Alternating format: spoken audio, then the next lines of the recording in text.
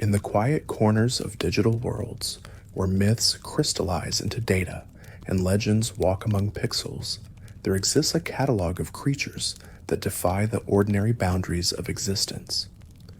These are not the Pokémon that fill grasslands or swim in common waters, but something rarer, something that appears only under specific circumstances or not at all.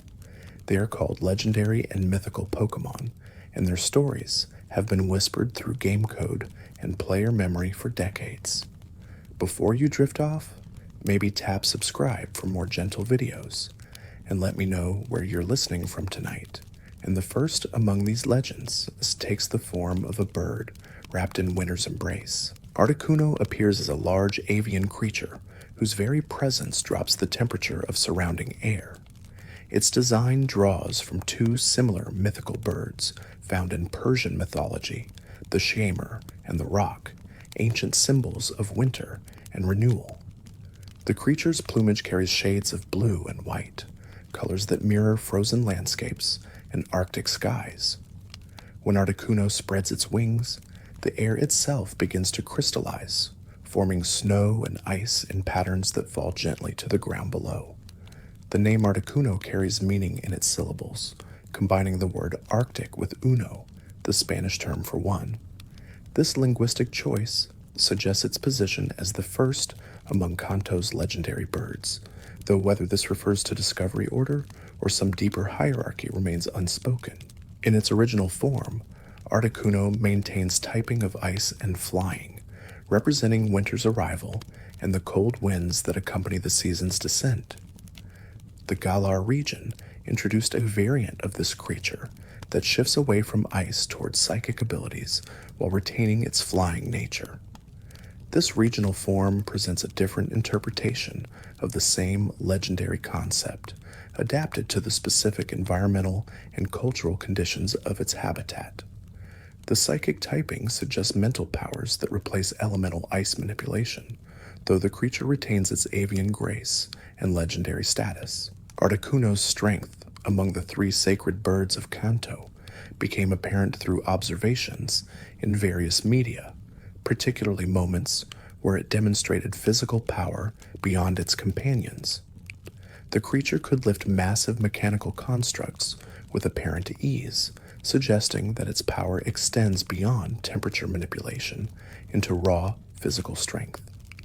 This combination of elemental mastery and physical capability places Articuno in a unique position among legendary Pokémon. The creature's habitat preferences lean toward frozen environments, mountain peaks where snow falls year-round and temperatures rarely climb above freezing.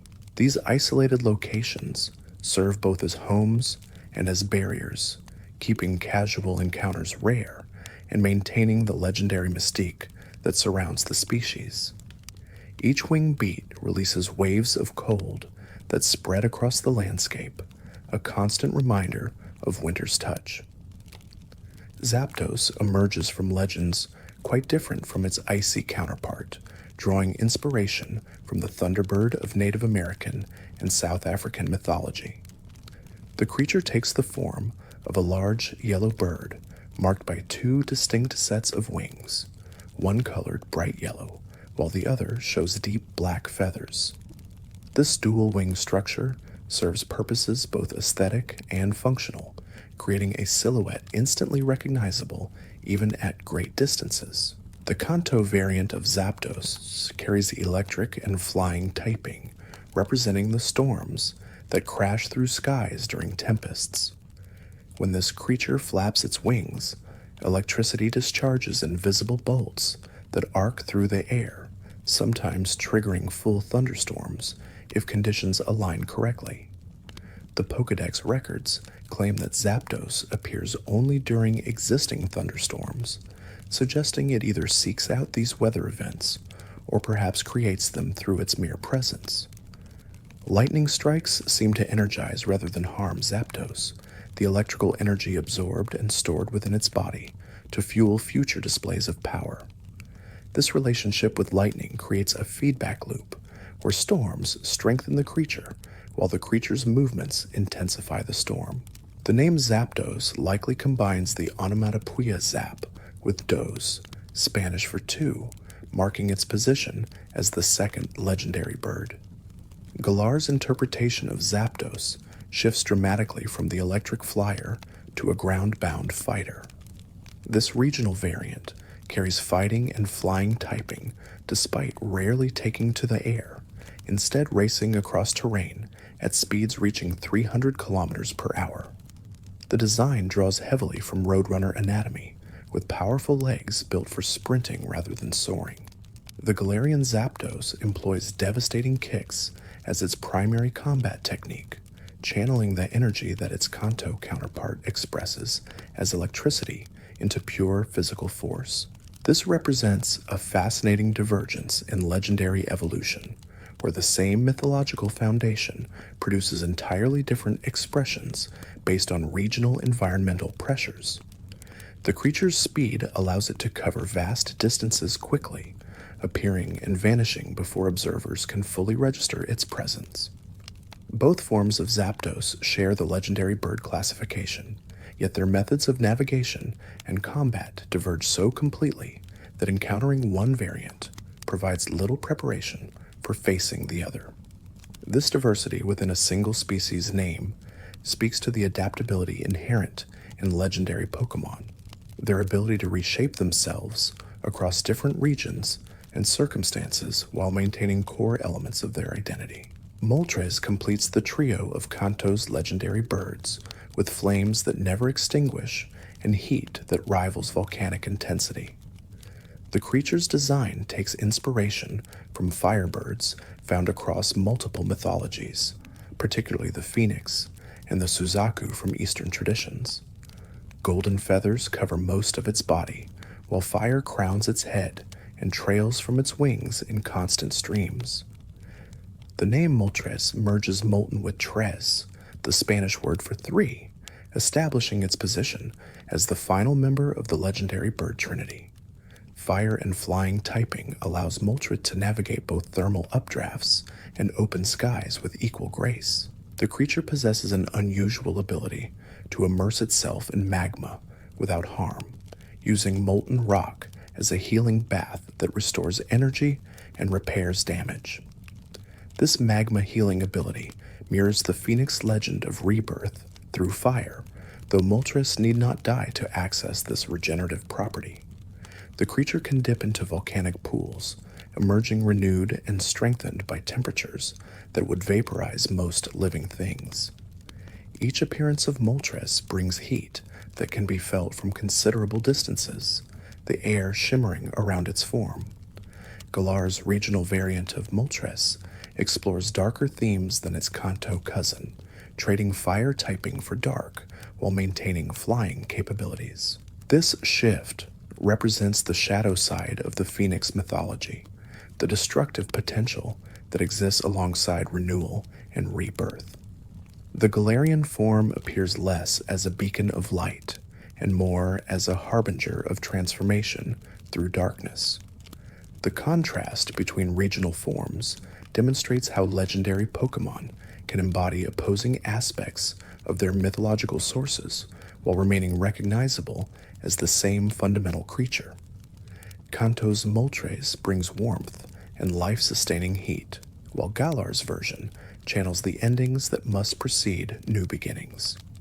Both interpretations hold validity within their respective contexts. Together, Articuno, Zapdos, and Moltres form a balanced trinity representing winter, storms, and flame. Their combined presence in Kanto's mythology suggests ancient relationships between these forces, patterns that repeat across seasons and landscapes. The legendary birds stand as pillars of elemental power, each supreme in its domain, yet part of a larger whole. Mewtwo exists as perhaps the most recognizable legendary Pokémon across all generations, a creature born not from natural processes, but through deliberate genetic manipulation. Its appearance suggests a humanoid cat crossed with extraterrestrial influences, a blend that produces something simultaneously familiar and alien. The design loosely derives from Mew's basic structure, but adds height, muscle mass, and sharper features that speak to enhanced capabilities. The creature's origin story centers on cloning experiments that sought to recreate Mew, the mythical ancestor, believed to contain genetic material from all Pokémon species. Scientists succeeded in producing a living clone, but the result exceeded expectations in power while developing consciousness and will independent of its creators. Mewtwo emerged from these experiments not as a tool, but as a being capable of complex thought and emotion.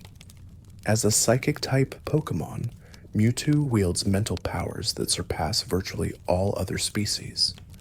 These abilities extend beyond simple combat applications to include telepathic communication, allowing the creature to speak directly into the minds of others without physical vocalization. This mental voice often carries tones of anger or sadness, reflecting Mewtwo's complex emotional state regarding its creation and purpose.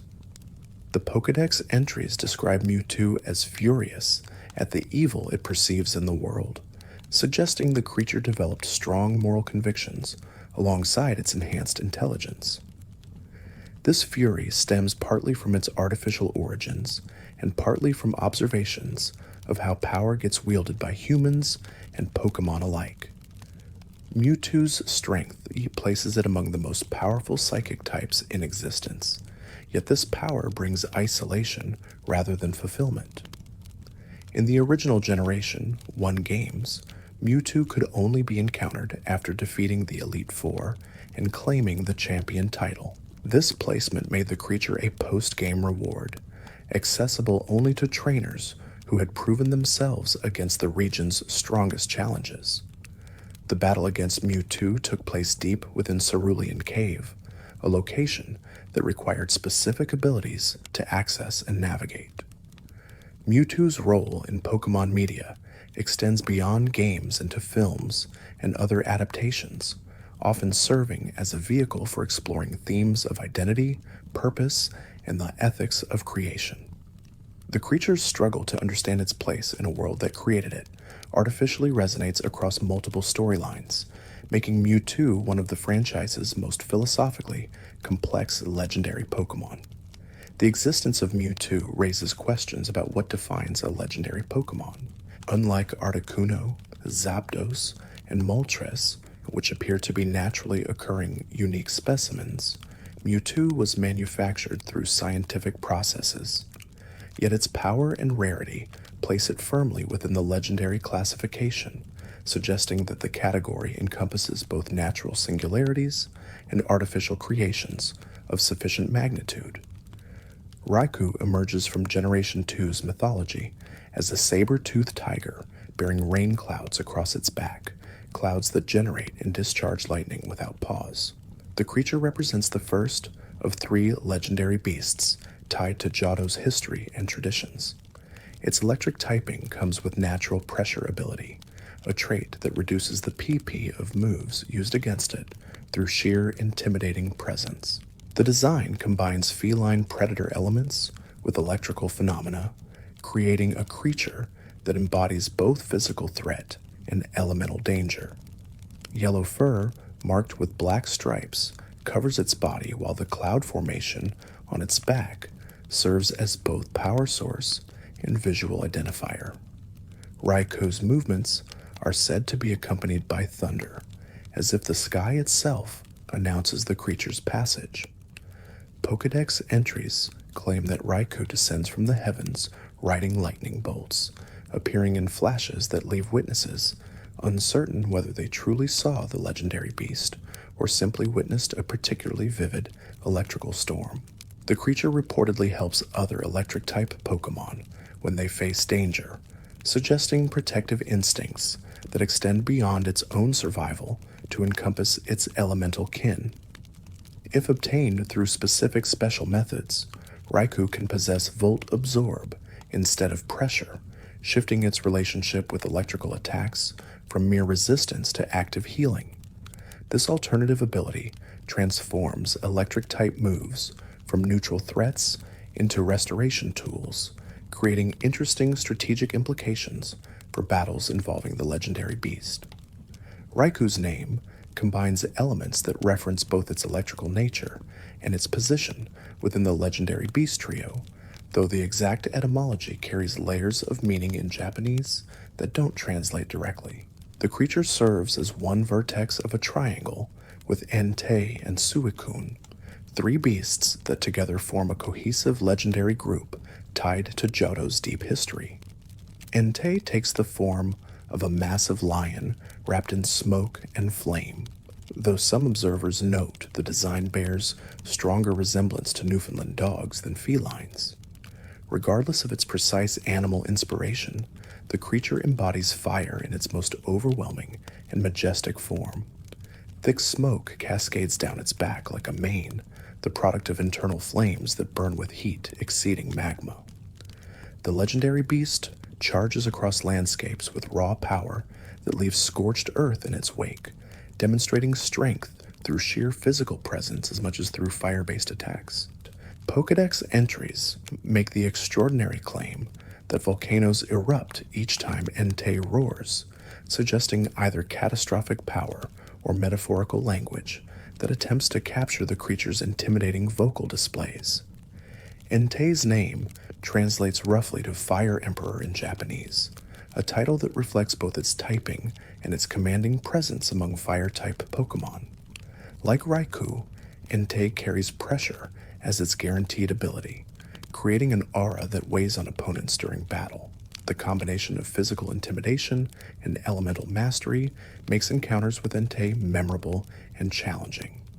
The creature's relationship with volcanoes extends beyond the roar-triggered eruption myth to include general associations with volcanic regions and geothermal activity. Entei seems drawn to places where Earth's internal heat breaks through to the surface, areas of tectonic instability where fire lies close beneath the ground.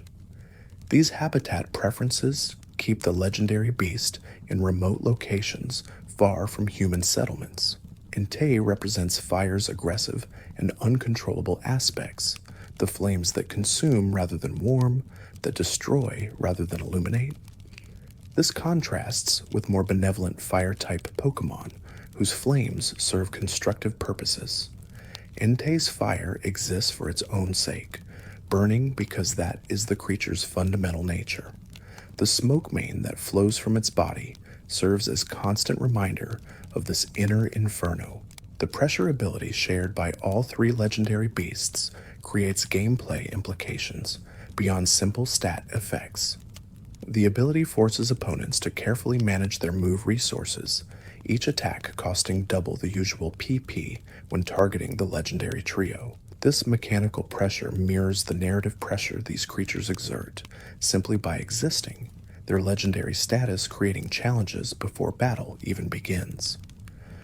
Suicune completes the legendary beast trio with water-based powers that purify rather than destroy. The creature takes inspiration from leopards, its body colored in shades of blue that evoke clean flowing water and clear skies reflected in still pools. Suicune possesses the remarkable ability to walk across water surfaces without breaking surface tension, moving over lakes and rivers as if they were solid ground. The legendary beast travels across grasslands in search of water sources that require purification, able to cleanse contaminated water with a single touch. This purification power suggests not just water manipulation, but some deeper ability to restore balance to disturbed ecosystems. Suicune follows the north wind in its journeys, using air currents as guides to locations where its cleansing powers are most needed. According to Pokemon Crystal's narrative, Suicune holds the closest relationship with Ho-Oh among the three legendary beasts, though the exact nature of this connection remains deliberately vague. The creature's personality is described as heroic, serious, and calm, even during dangerous situations, traits that distinguish it from the more aggressive Raikou and Entei. The name Suicune derives from Japanese words, including sui meaning water, suisho meaning crystal, and kun signifying monarch. This linguistic layering creates a name that simultaneously references the creature's elemental affinity, its purifying nature, and its legendary status. Each syllable carries meaning that enriches understanding of Suicune's role within Johto's mythology. Suicune's water-walking ability serves practical purposes during travel, but also holds symbolic weight, suggesting mastery over water so complete that physical laws bend to accommodate the creature's passage. This miracle-like capability places Suicune firmly within legendary territory, performing feats that separate it from even powerful regular water-type Pokémon. The legendary beasts collectively represent a balanced trinity similar to the Kanto birds, but grounded in terrestrial rather than aerial themes. Their shared history, tied to events at the Brass Tower in Johto's past, creates narrative connections that bind them together despite their individual domains. Each beast embodies a different aspect of natural power, yet all three serve as guardians of the region in their own ways. Lugia rises to legendary status through sheer size and power, measuring 17 feet in length and weighing over 200 kilograms. The design draws inspiration from dragons, birds, and prehistoric reptiles, blending elements from multiple sources into a creature that feels both ancient and timeless. Silver-white feathers cover most of its body, while its underbelly shows blue coloration that hints at aquatic connections. 10 fins run along Lugia's back, structures that stand upright during flight, but flatten against the body when the creature swims or rests on land. These fins serve as rudders during aerial navigation and as streamlining elements in water, demonstrating the creature's adaptation to multiple environments. Despite its dragonic appearance and clear association with ocean depths, Lugia carries psychic and flying typing rather than water or dragon classifications. This typing choice creates interesting disconnects between appearance and game mechanics, a pattern that appears occasionally among legendary Pokémon where thematic elements don't align with type assignments. Lugia's psychic powers manifest in its ability to control storms, generating or dispersing severe weather through mental concentration. The creature's flying type connects to its aerial capabilities and the wind manipulation that accompanies its storm control. Pokédex entries describe Lugia as extremely kind and intelligent, possessing mental acuity that matches its physical power. This gentleness seems at odds with the creature's storm summoning abilities, creating a complex personality where great power exists alongside great restraint. Lugia reportedly nests deep beneath ocean surfaces, far from human observation and interference. The choice to nest underwater, despite flying type classification, further emphasizes Lugia's multi-environmental nature. The creature moves through air and water with equal proficiency, suggesting evolutionary adaptations that transcend normal type boundaries. Its psychic abilities may facilitate underwater breathing or pressure resistance, allowing extended stays at depths that would crush normal organisms. Lugia's role as a counterpart to Ho-Oh creates narrative balance in Generation 2's legendary structure. Where Ho-Oh represents fire and the sky, Lugia embodies water and depths. Where Ho-Oh appears in gold and red, Lugia shows silver and blue. These opposing forces complement, rather than conflict, two halves of a balanced whole that together encompass wider ranges of possibility. The creature's size makes it among the largest flying-type Pokémon in existence, though several others exceed its measurements in later generations. At the time of its introduction, Lugia represented the pinnacle of aerial legendary design, a creature whose dimensions suggested power through sheer physical presence before considering its storm manipulation abilities. Ho-Oh appears wreathed in rainbow-colored flames that burn with sacred fire, a creature that embodies resurrection and renewal through its connection to Phoenix mythology. The design takes direct inspiration from the Feng Huang of Chinese legend, a bird associated with the sun and imperial power. Gold and red feathers create a plumage that catches light brilliantly, making Ho-Oh visible from vast distances when it chooses to reveal itself. The legendary Pokemon's most famous ability involves resurrection, the power to restore life to creatures that have died. This capacity manifested in Johto's history when Ho-Oh revived 3 Pokemon that perished in the Brass Tower fire, transforming them into Raikou, Entei, and Suicune through the resurrection process. The event demonstrates that Ho-Oh's life-giving powers don't simply restore what was lost, but can fundamentally transform the resurrected. Sacred Fire serves as Ho-Oh's signature move, a fire-type attack that burns with rainbow flames and carries increased chance of inflicting burn status on targets. The Rainbow Association extends beyond just this move to Ho-Oh's general aesthetic, with rainbow wings that shimmer with multiple colors simultaneously. These rainbow elements connect to myths about Ho-Oh, appearing after rainfall when sunlight breaks through clouds. The creature's relationships with the Brass Tower and later the Bell Tower creates geographical anchors for its mythology in Johto. These towers served as roosts and sites of worship, physical locations where human devotion to the legendary Pokemon manifested in architecture and ritual. Ho-Oh's departure from the Brass Tower after its destruction marked a turning point in Johto's history, a moment when the legendary bird withdrew from regular human contact. Pokédex entries describe Ho-Oh as extremely rare, with sightings occurring only for trainers deemed pure of heart.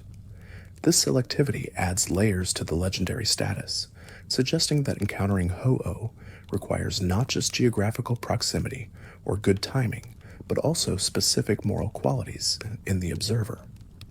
The concept of purity in this context remains deliberately undefined, left to interpretation.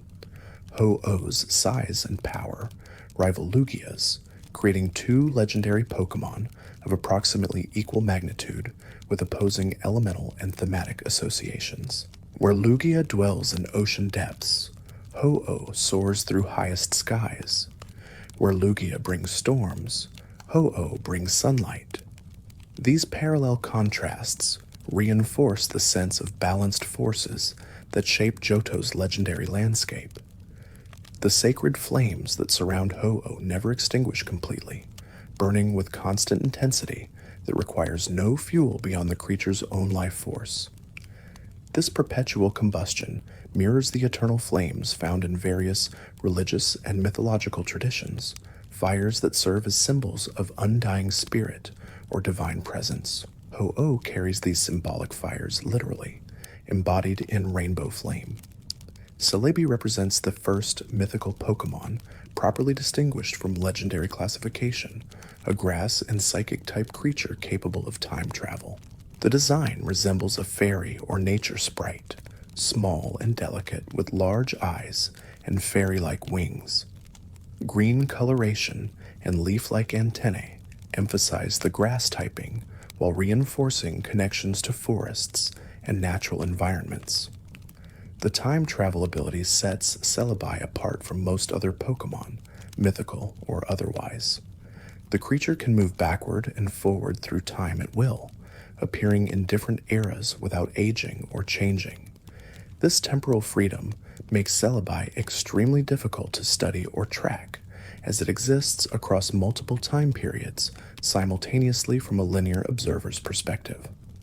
Celebi only appears during times of peace, according to Pokédex lore, suggesting the creature either seeks out or perhaps creates periods of calm. The connection between Celebi's appearance and peaceful conditions remains unclear, whether the piece attracts the mythical Pokemon or whether its presence somehow encourages peaceful conditions in the surrounding area. The creature's grass typing manifests in its ability to make plants grow and flourish instantly, vegetation springing from bare earth at Celebi's touch. This growth power extends beyond simple acceleration of natural processes to include restoration of damaged ecosystems and revival of extinct plant species. Celebi serves as a guardian of forests across all time periods it visits.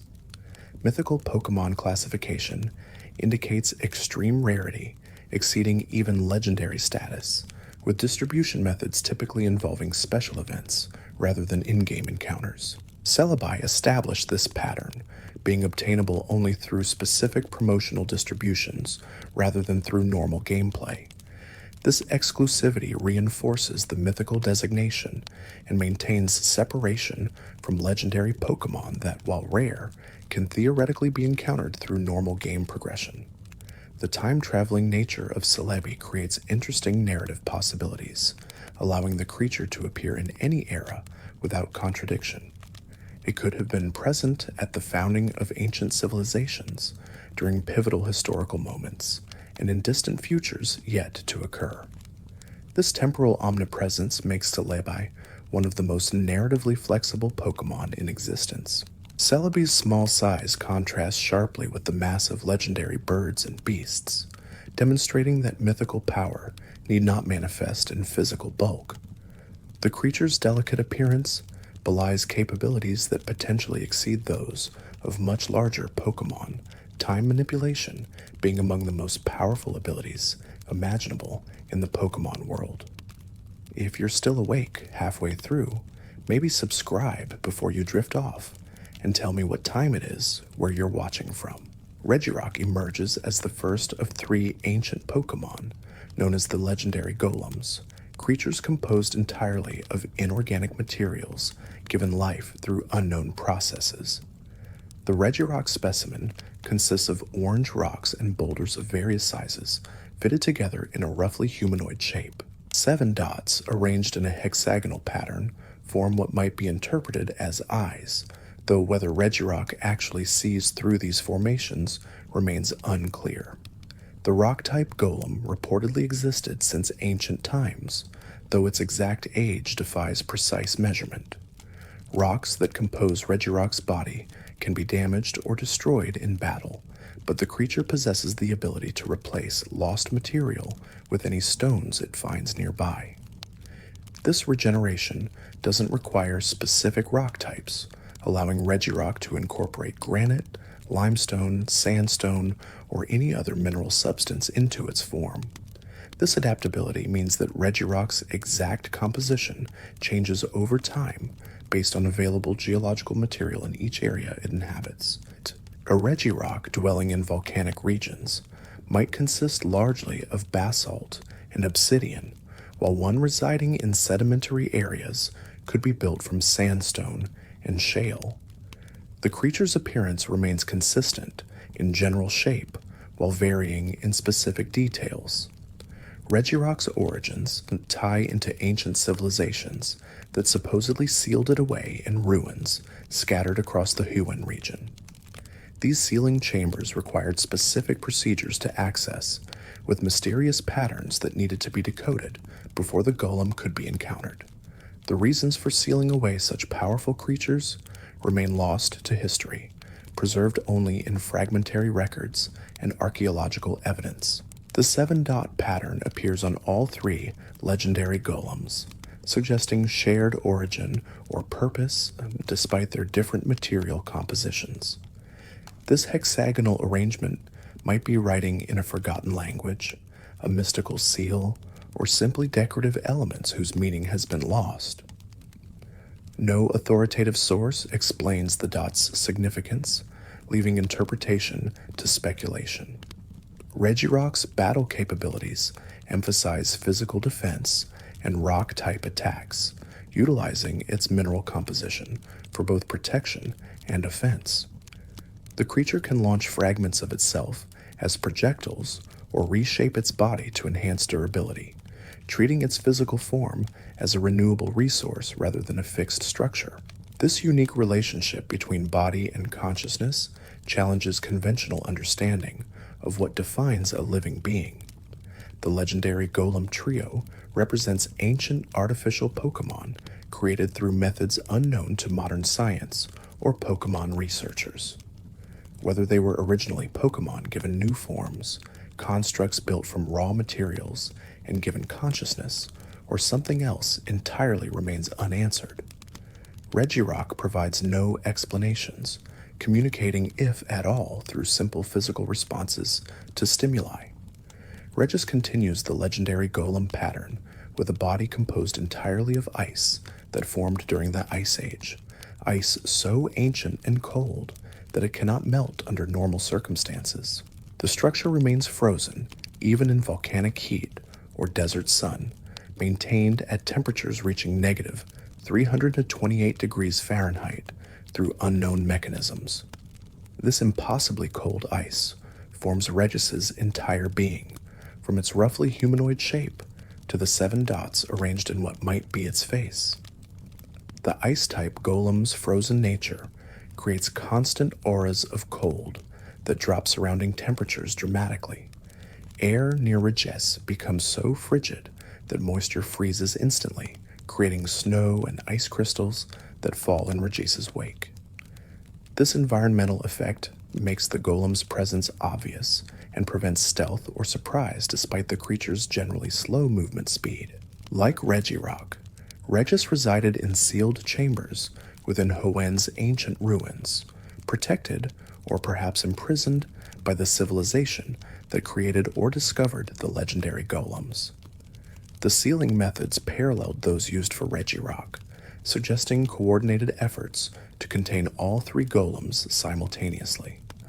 Whether this containment protected the golems from the world or the world from the golems remains open to interpretation. Regice's battle style emphasizes special defense and ice-type attacks, utilizing extreme cold as both weapon and shield. The creature can freeze opponents solid with mere proximity, no active attack required for the cold aura to begin crystallizing moisture and drawing heat from nearby organisms. Prolonged exposure to Regice could prove lethal, even without deliberate hostile intent from the golem.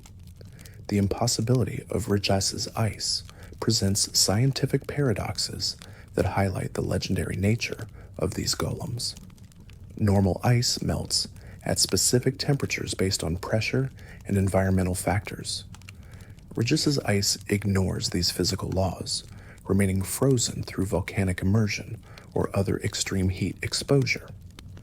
This suggests either the ice itself possesses unusual properties or that Regice actively maintains its frozen state through continuous energy expenditure. The 7-dot pattern on Regice glows with pale blue light, possibly visible light generated by extreme cold, interacting with the ice structure or perhaps some internal energy source.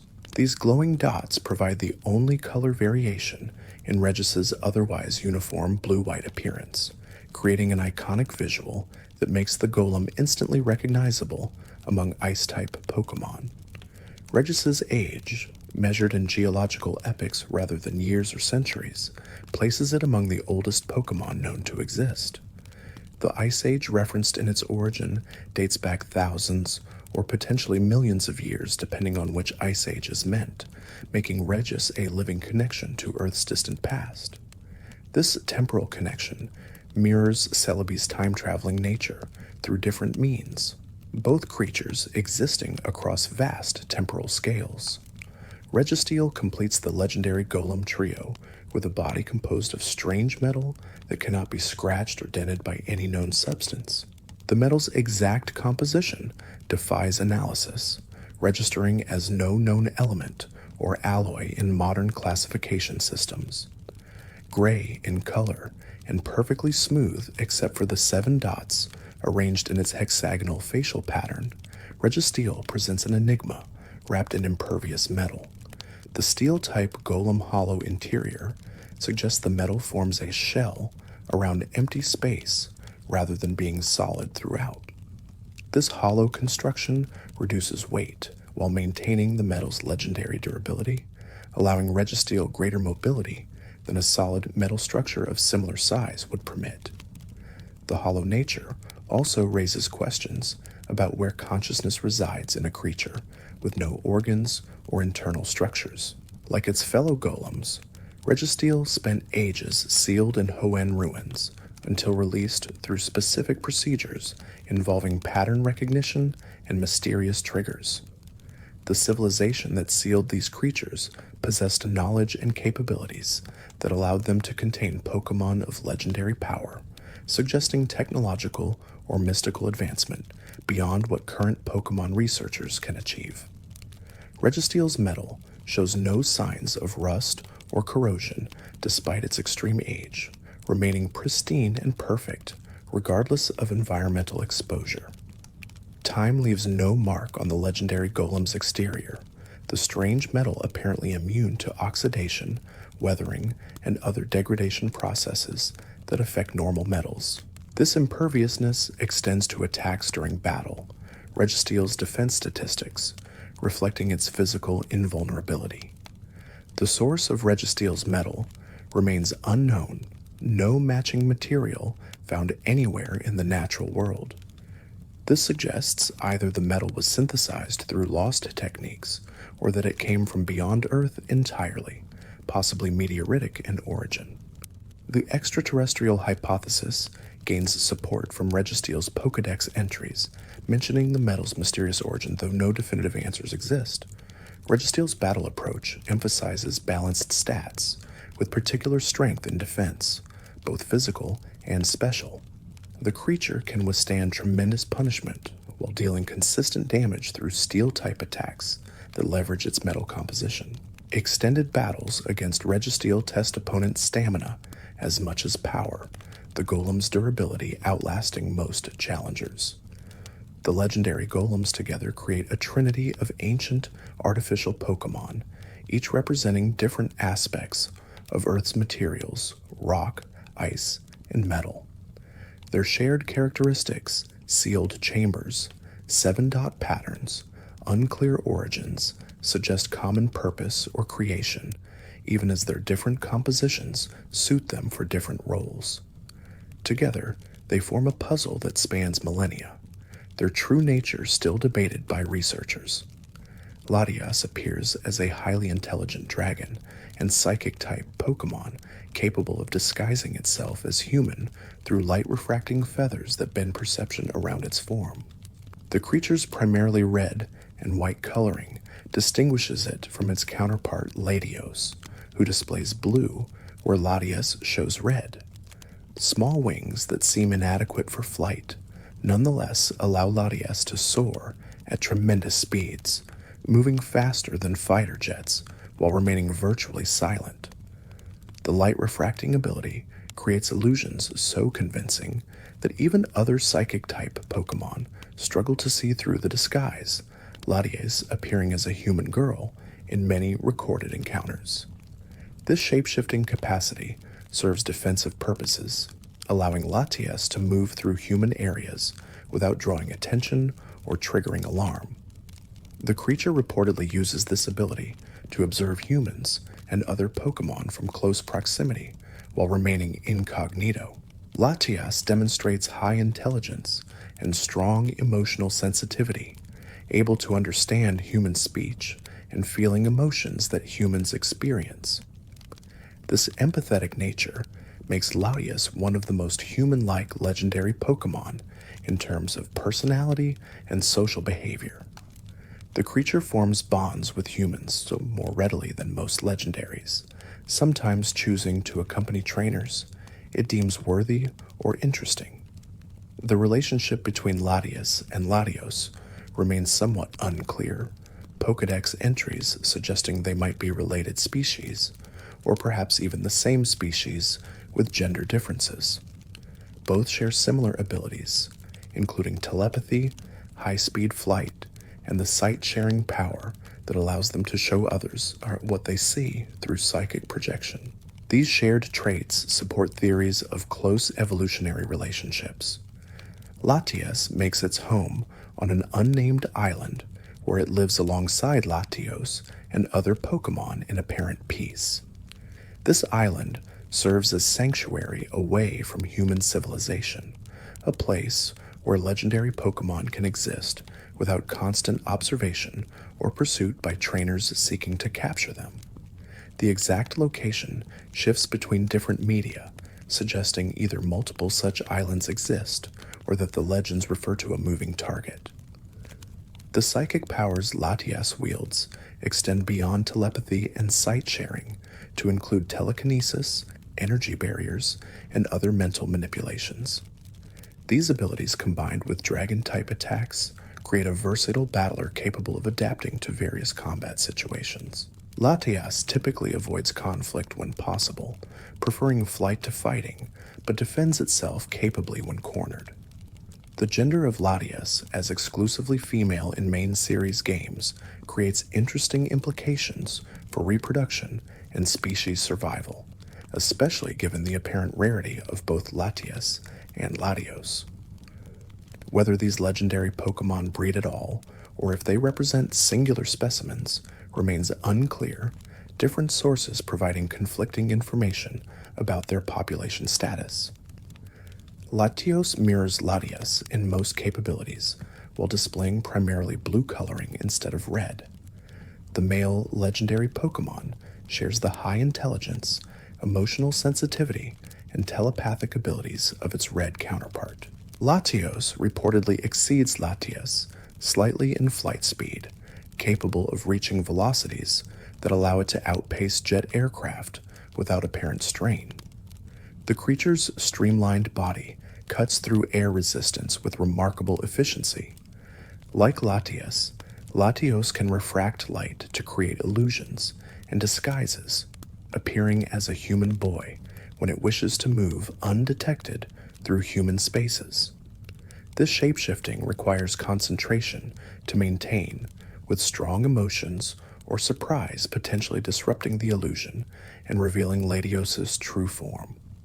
The ability demonstrates remarkable control over light and perception, psychic powers manifesting in ways that blur the line between mental manipulation and physical transformation. Latios serves as protector of its island home, patrolling the surrounding waters and skies to detect threats before they can reach the sanctuary.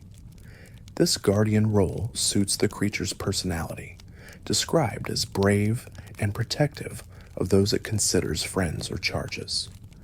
Latios will fight to defend its territory and companions they see even when flight might be the safer option, loyalty overriding self-preservation instincts.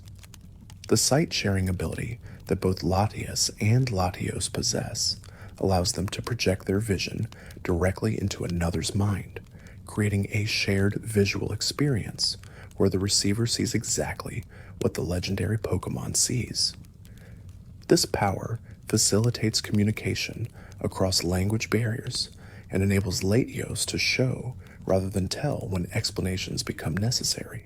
The psychic nature of this sharing means the experience feels more vivid than normal sight, colors brighter, and details sharper than physical eyes could perceive.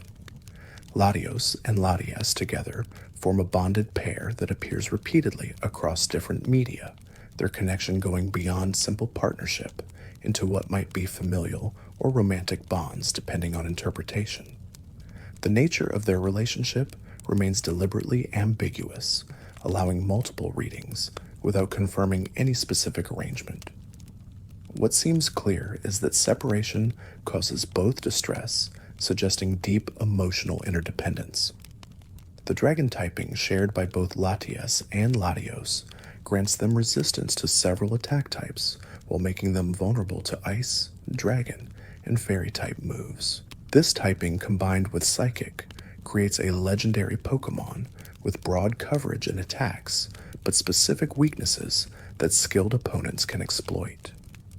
Neither Latias nor Latios reaches the extreme power levels of some legendary Pokémon, instead operating in a middle tier where skill and strategy matter as much as raw statistics. Both legendary Pokémon communicate primarily through telepathy, their voices heard inside listeners' minds rather than through physical vocalization. This mental speech can convey concepts and emotions that words alone cannot fully express, making conversations with Latias or Latios more intimate and complete than typical verbal exchanges. The telepathic nature also allows perfect translation, meaning understood regardless of listeners' native language. Kyogre rises from the depths as a massive whale-like Pokémon associated with oceans and rainfall. Ancient myths credit Kyogre with expanding the seas, covering the world in water through endless rainstorms that raised ocean levels and created new waterways. The creature's design draws from orca whales, with primarily blue coloring accented by red markings that suggest either war paint or natural patterns evolved for display purposes. The water-type legendary Pokémon measures over 14 feet in length and weighs 800 pounds, though these measurements seem modest compared to the creature's mythological stature as creator of oceans. Kyogre's size likely varies, or perhaps grows over time. The relatively small measurement possibly representing juvenile specimens or compressed forms used during dormant periods. Pokédex entries describe Kyogre as having expanded the seas through torrential rains, suggesting weather manipulation powers that operate on global scales. The creature can summon storm systems that blanket entire regions in rainfall lasting for days or weeks without pause. These weather powers manifest in battle through Kyogre's drizzle ability, which automatically triggers rain when the Pokémon enters combat. The relationship between Kyogre and Groudon forms the central conflict in Hoenn's creation myths, two opposing legendary Pokémon whose battles shaped the region's geography. Where Kyogre brings rain and expands oceans, Groudon creates drought and extends land masses. Their clashes create catastrophic weather events that threaten to tear the region apart, requiring intervention from Rayquaza to restore balance. Kyogre's home lies somewhere in the deepest ocean trenches, far below depths that human technology can easily reach. The creature remains dormant for extended periods, awakening only when environmental imbalances or artificial disturbances trigger its response. These awakening events inevitably bring severe weather that can persist for months if Kyogre isn't returned to dormancy. Primal reversion allows Kyogre to access its original form from ancient times, growing larger and more powerful through a transformation that requires specific conditions to trigger. Primal Kyogre displays enhanced markings that glow with blue light, the energy of primordial oceans made visible through bioluminescence or energy manifestation. This form demonstrates power that exceeds normal legendary levels, reshaping reality around itself through sheer force. The blue orb serves as a key item connected to Kyogre's power, an artifact that can calm or control the legendary Pokémon when properly wielded. The orb's origins remain mysterious, possibly created specifically for managing Kyogre, or perhaps naturally formed through compression of oceanic energies over geological timescales. Either way, the orb represents one of few reliable methods for interacting with the ocean titan. Groudon emerges as Kyogre's terrestrial counterpart, a ground-type legendary Pokémon associated with continents and volcanic activity. The creature's design suggests a combination of dinosaur, volcano, and tectonic plate, with red and black coloring that evokes molten lava and scorched earth. Massive and powerful, Groudon represents land itself, given form and will. Ancient legends attribute continental expansion to Groudon's actions, the legendary Pokémon supposedly raising land masses from beneath ocean surfaces to create new territory for land-dwelling creatures. This earth-raising power operates through volcanic activity and tectonic manipulation. Groudon's movements causing earthquakes and eruptions that reshape geography on massive scales. Drought follows Groudon wherever it appears, intense sunlight that evaporates moisture and creates desert conditions across wide areas. This ability manifests in battle automatically, harsh sunlight strengthening fire-type moves, while weakening water-type attacks. The weather manipulation directly opposes Kyogre's rain-bringing powers, setting up the fundamental conflict between these legendary titans. Groudon and Kyogre's ancient battles supposedly raged across prehistoric Hoenn until Rayquaza intervened, forcing both legendary Pokémon into dormancy to prevent mutual destruction and collateral devastation of the region. The specifics of this intervention remain unclear, but Rayquaza's power proved sufficient to halt conflicts that neither Kyogre nor Groudon could win alone. Like Kyogre, Groudon possesses a primal reversion form that represents its original appearance and power level from ancient times. Primal Groudon displays enhanced markings that glow with orange light, magma, and earth energy made visible along its body. The transformation grants the legendary Pokémon its original ground and fire typing, adding volcanic capabilities to its tectonic powers. The red orb connects to Groudon, much as the blue orb relates to Kyogre, serving as a tool for managing the legendary Pokémon's power or potentially controlling its actions. This orb might be a natural formation or an artificial creation designed by ancient peoples who needed methods for preventing catastrophic Groudon awakenings. The orb's effectiveness suggests deep connections to the legendary Pokémon's fundamental nature. Groudon sleeps somewhere deep within the earth, possibly in magma chambers beneath active volcanoes or in caverns where tectonic pressures concentrate. The exact location remains unknown and possibly changeable, Groudon potentially able to move through the earth itself during dormant periods. Its awakenings trigger volcanic eruptions and seismic activity that signal the legendary Pokémon's return to active status. The dichotomy between Kyogre's ocean expansion and Groudon's land creation represents opposing forces that must balance for stable environments to exist. Too much ocean leaves no land for terrestrial life, while excessive land reduces oceans to scattered seas unable to support aquatic ecosystems. The legendary Pokémon embody these extremes, their conflict expressing tensions inherent in planetary geology. Rayquaza soars through the stratosphere as a dragon and flying-type legendary Pokémon tasked with maintaining balance between Kyogre and Groudon.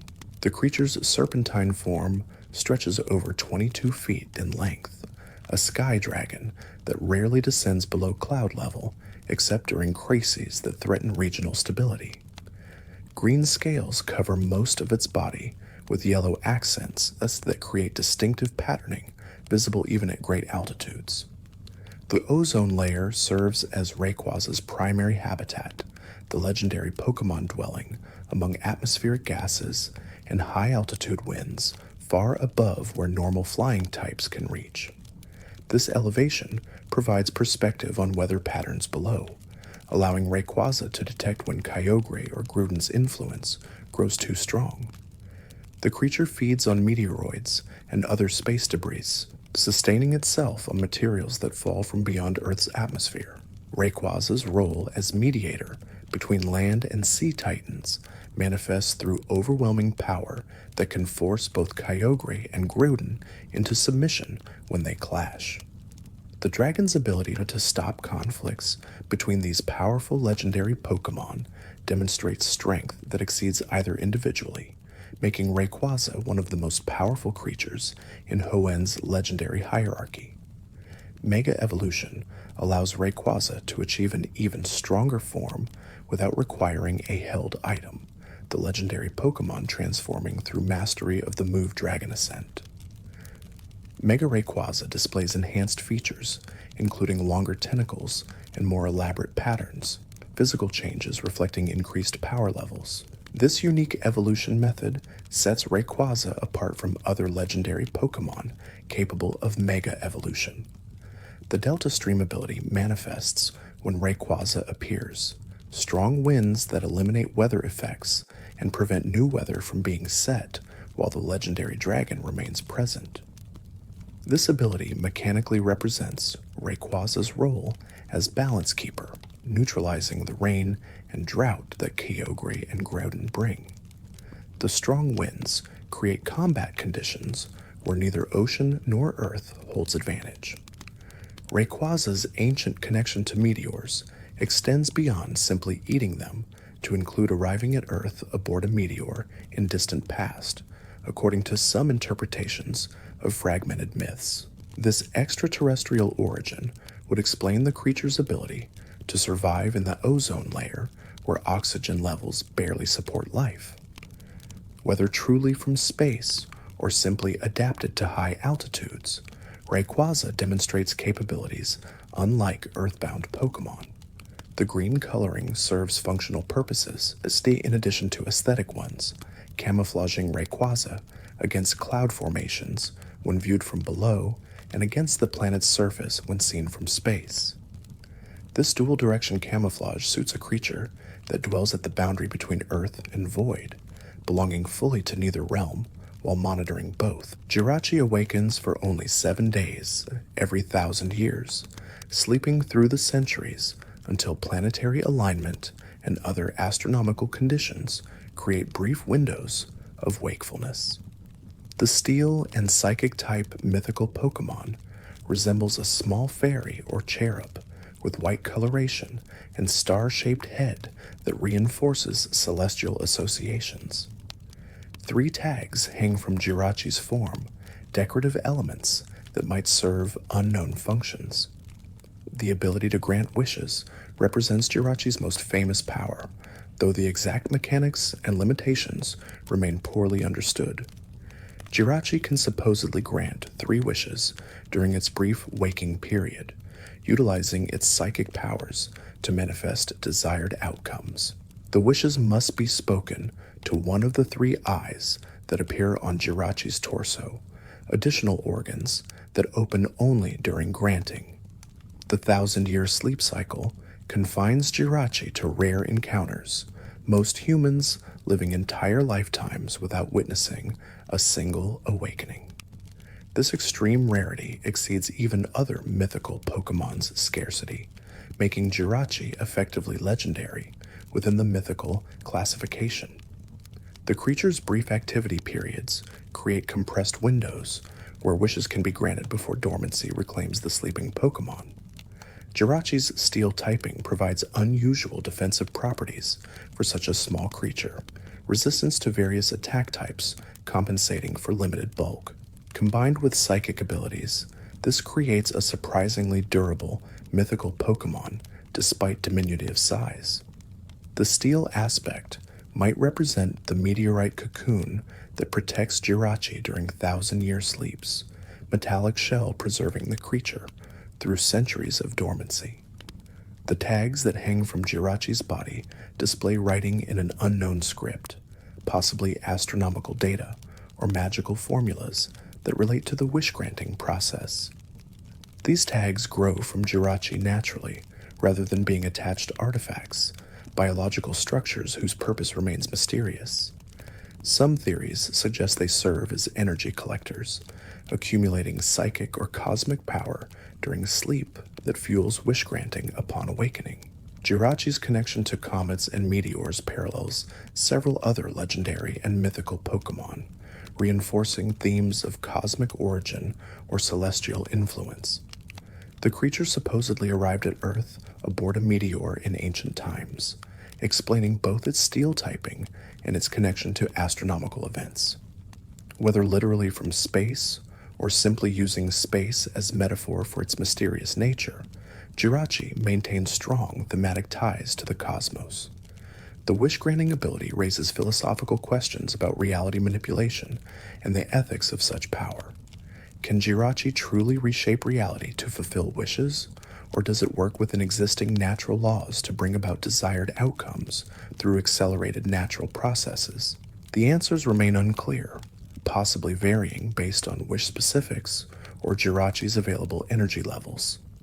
Deoxys represents perhaps the most explicitly extraterrestrial Pokémon in existence, a space virus that mutated when exposed to laser beams during atmospheric entry. The Psychic-type mythical Pokémon appears highly technological despite being organic, with crystalline core and tentacle-like appendages that serve various functions. 4 distinct forms allow Deoxys to reconfigure its body based on combat needs or environmental factors.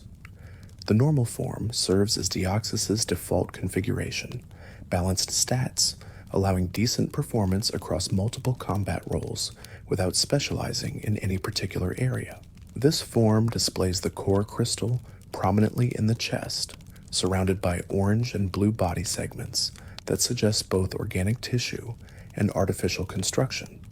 The tentacles can lengthen or retract based on needs.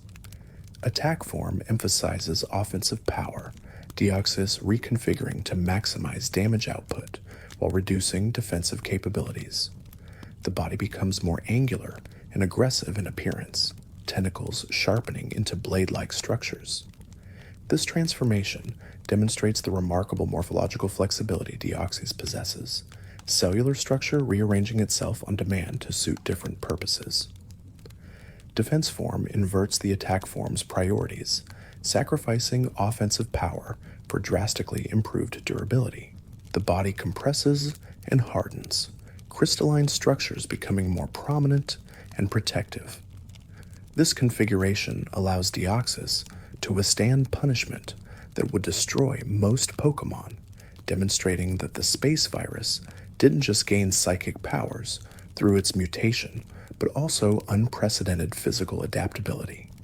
Speed form prioritizes velocity and evasion, Deoxys streamlining itself for maximum mobility. The body elongates and becomes more aerodynamic, allowing movement speeds that challenge even the fastest legendary Pokémon. This form excels at hit-and-run tactics, striking quickly before opponents can react and retreating before counterattacks land. The ability to shift between these forms sets Deoxys apart from most legendary and mythical Pokémon, introducing shape-shifting that goes beyond simple cosmetic changes into fundamental stat redistributions. This polymorphism suggests highly advanced cellular organization where individual cells can reprogram themselves based on conscious direction from Deoxys' intelligence. Deoxys' origins as a mutated space virus raise questions about whether it qualifies as Pokémon in the traditional sense, or represents something fundamentally different that adopted Pokémon-like characteristics through its mutation. The creature demonstrates intelligence, can communicate through telepathy like other psychic types, and functions within Pokémon battle frameworks despite its alien origins. The crystalline core serves as Deoxys' brain, or perhaps its heart, the central structure that houses consciousness and coordinates the body's transformations. Damage to this core causes more severe effects than damage to peripheral structures, suggesting it contains critical biological or computational elements necessary for Deoxys' survival. The core's transparency allows internal lights to shine through, creating distinctive visual patterns. Uxie appears as one of 3 lake guardians, legendary Pokémon bound to specific bodies of water across the Sinnoh region. The psychic-type creature embodies knowledge itself, possessing vast stores of information about the world and universe. Yellow coloration marks Uxie as distinct from its siblings, with closed eyes that rarely, if ever, open fully. The closed eye appearance stems from legends claiming that looking directly into Uxie's eyes erases all memories, a defense mechanism or perhaps unavoidable consequence of its knowledge-based nature. The creature's diminutive size belies its cosmic importance, Uxie measuring less than 2 feet in length, yet containing wisdom that spans creation itself. This size discrepancy between physical form and metaphysical significance appears frequently among legendary Pokémon, suggesting that power and knowledge don't require imposing stature to manifest fully. Uxie dwells at the bottom of Lake Acuity, a location chosen either randomly or specifically for properties that suit knowledge preservation and contemplation. The lake's depth provides isolation from surface disturbances, creating stable environment where concentration can remain unbroken for centuries. Uxie rarely leaves this chosen home, emerging only during crises that threaten our regional stability.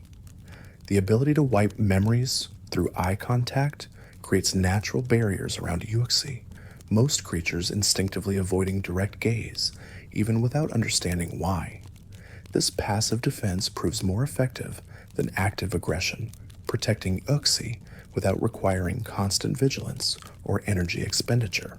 Whether the memory erasure occurs consciously or automatically remains unclear, different sources providing conflicting information.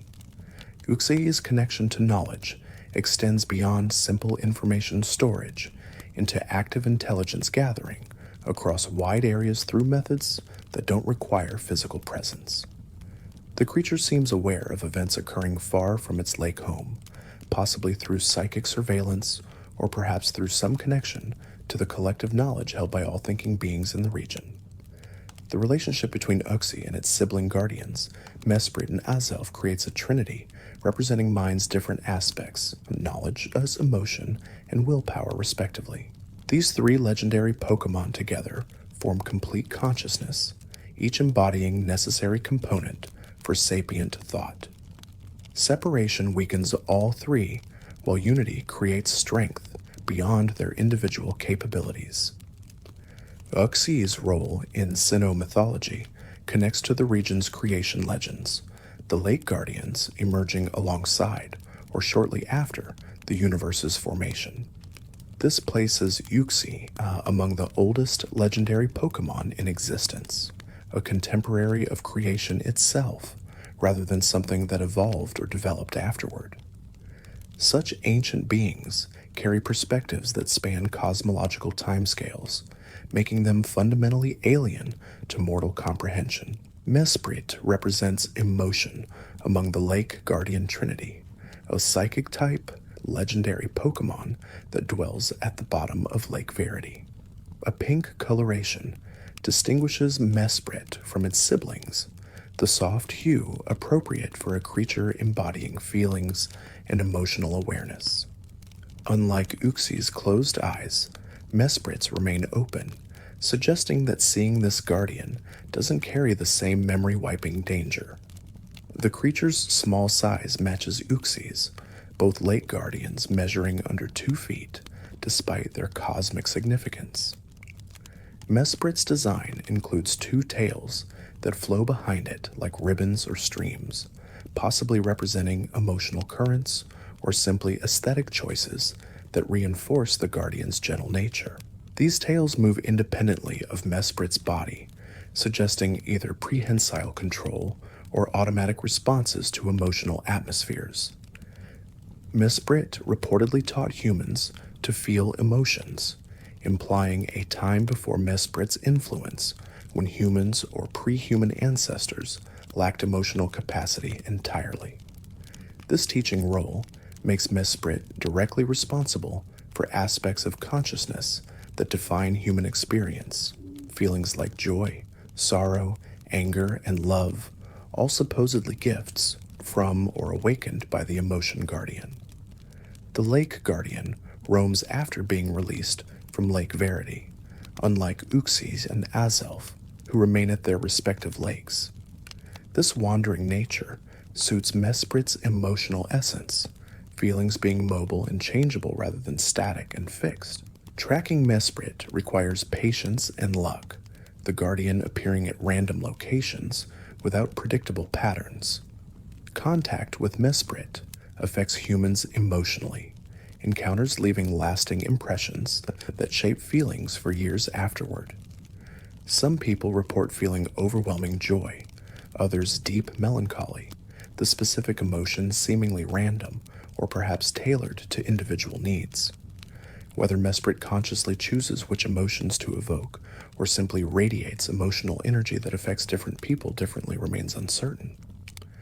Mesprit's connection to humanity runs deeper than other Lake Guardians, Uxie being more associated with knowledge in abstract sense, and Azelf with individual determination. Mesprit bridges the gap between legendary Pokémon and humans through shared emotional language that transcends species boundaries. Emotions provide common ground where human and Pokémon can meet as equals.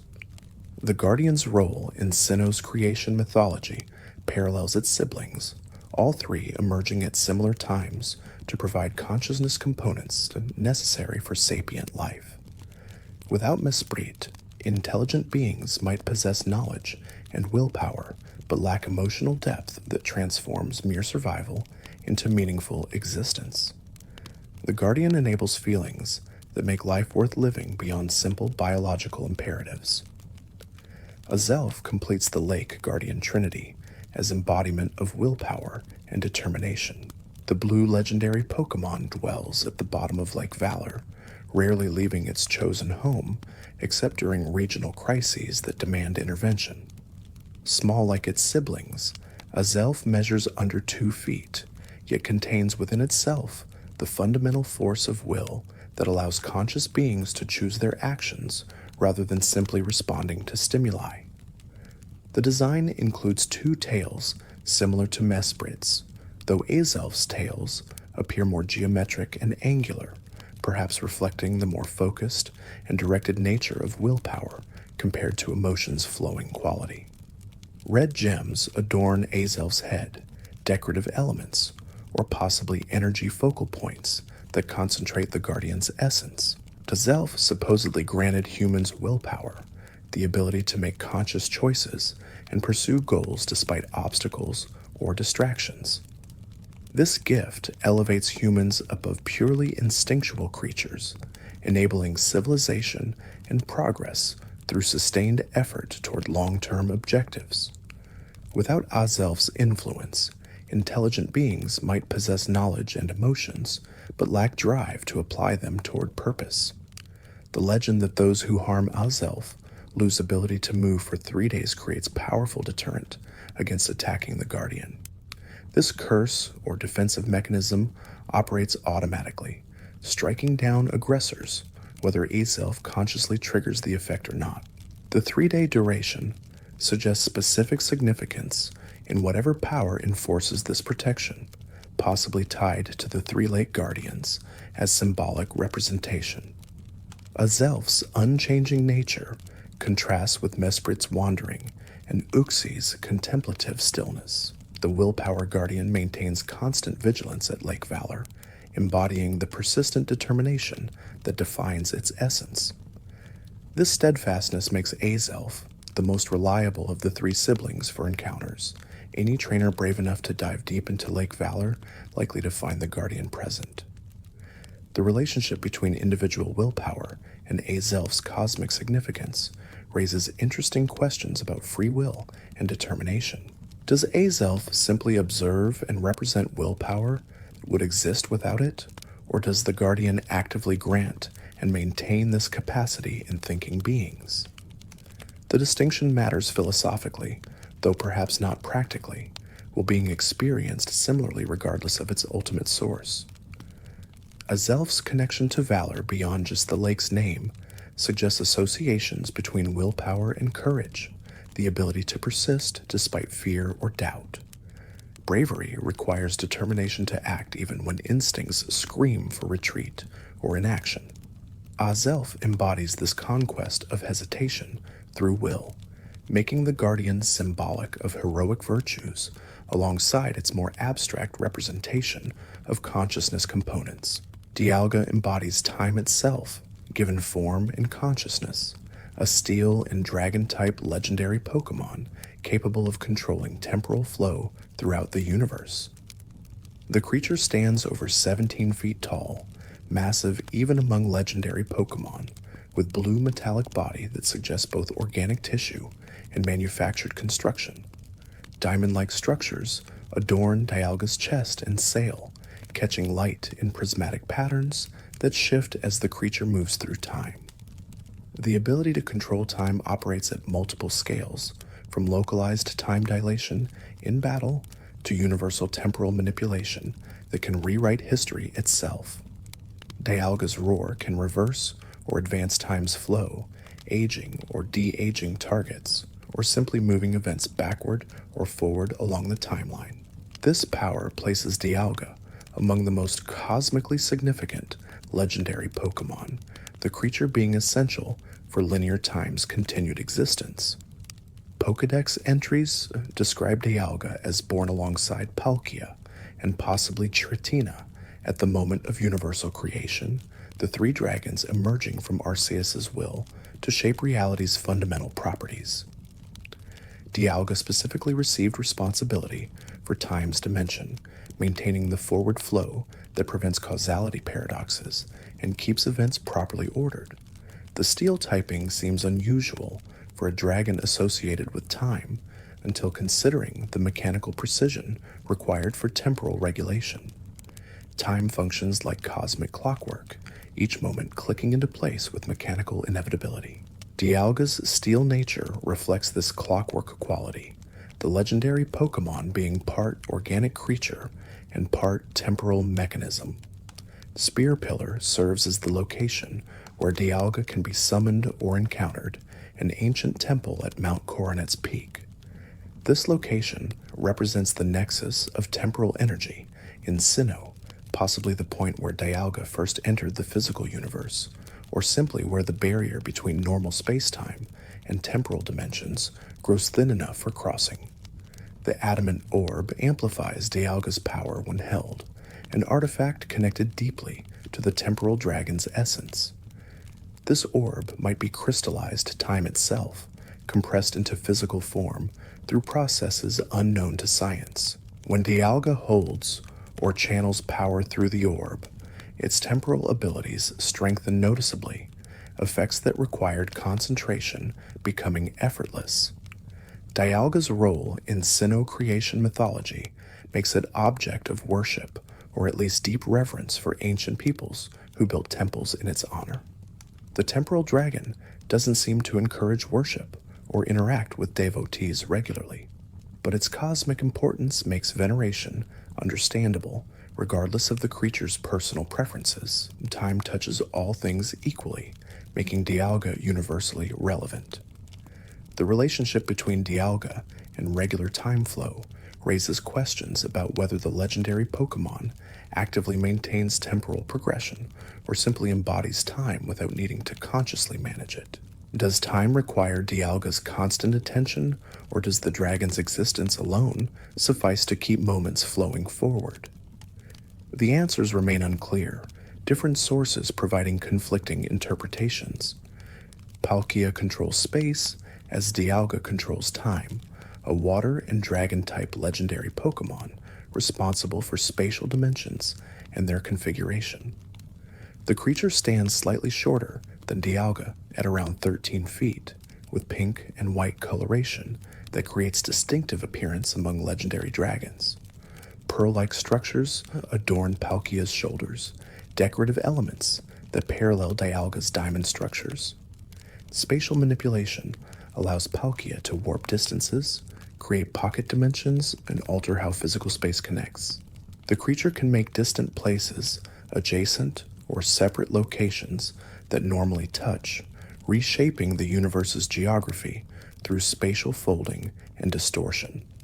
This power operates at scales from room-sized bubbles to universal restructuring that repositions galaxies. Born alongside Dialga from Arceus's creative will, Palkia received responsibility for space's 3 dimensions, while its counterpart managed time's single dimension. Together, these dragons maintain reality's 4-dimensional structure, preventing spatial collapse or temporal paradoxes that would unravel existence. Their continued functioning keeps the universe stable and navigable. The water typing seems disconnected from spatial manipulation, until considering water's ability to fill any container and adapt to available space. Palkia embodies this adaptive quality, space itself being fluid and flexible under the dragon's control. The water aspect might also connect to the primordial chaos that preceded universal structure, formless void that Palkia organized into navigable dimensions. Spear Pillar also serves as Palkia's summoning location, the temple being nexus point not just for time, but for space as well. The overlap suggests that Spear Pillar occupies a special position in universal structure, existing at crossroads where temporal and spatial dimensions intersect. Accessing either dragon requires reaching this convergence point. The lustrous orb amplifies Palkia's spatial abilities as the adamant orb strengthens Dialga's temporal powers. This parallel suggests the orbs share common origin or purpose, possibly created simultaneously as tools for managing or channeling dragon powers. When Palkia holds or uses its orb, spatial warping that normally requires effort becomes trivial, reality bending at the dragon's whim. Ancient Sinnoh peoples worshipped or at least acknowledged Palkia alongside Dialga, building artistic representations that honored both dragons. The spatial dragon appears in temple carvings and mythological texts, always paired with its temporal counterpart as two halves of a fundamental whole. Space and time together comprise space-time, the fabric of reality itself. The relationship between Palkia's spatial abilities and Pokémon moves like teleportation or dimensional travel raises questions about whether all spatial manipulation draws on Palkia's power, or if other entities can access similar capabilities independently. Does Palkia monopolize space control, or simply embody the most complete expression of naturally occurring spatial phenomena? Giratina dwells in the distortion world, a dimension of reversed physics and impossible geometry that exists separate from normal spacetime. The ghost and dragon-type legendary Pokémon appears as massive serpent or centipede depending on form, with black and gray coloring that suggests shadow made solid. 6 legs in altered form become 6 spikes in origin form, dramatic transformation that changes the creature's entire silhouette. Banishment to the distortion world forms Giratina's backstory, the legendary Pokémon exiled for violence or disruption that threatened universal stability. This punishment, or perhaps protective containment, keeps Giratina separated from Dialga and Palkia, preventing conflicts between the 3 dragons that could damage reality's structure. The distortion world serves as both prison and kingdom, where Giratina rules unchallenged. The distortion world operates under physics different from normal universe, gravity pointing in arbitrary directions, and spaces connecting in non-Euclidean configurations. This realm reflects Giratina's nature as embodiment of antimatter, or perhaps simply represents matter existing under alternate universal constants.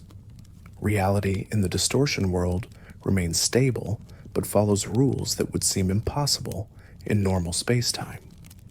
Giratina's ability to travel between the distortion world and normal universe creates potential for catastrophic collision between realms.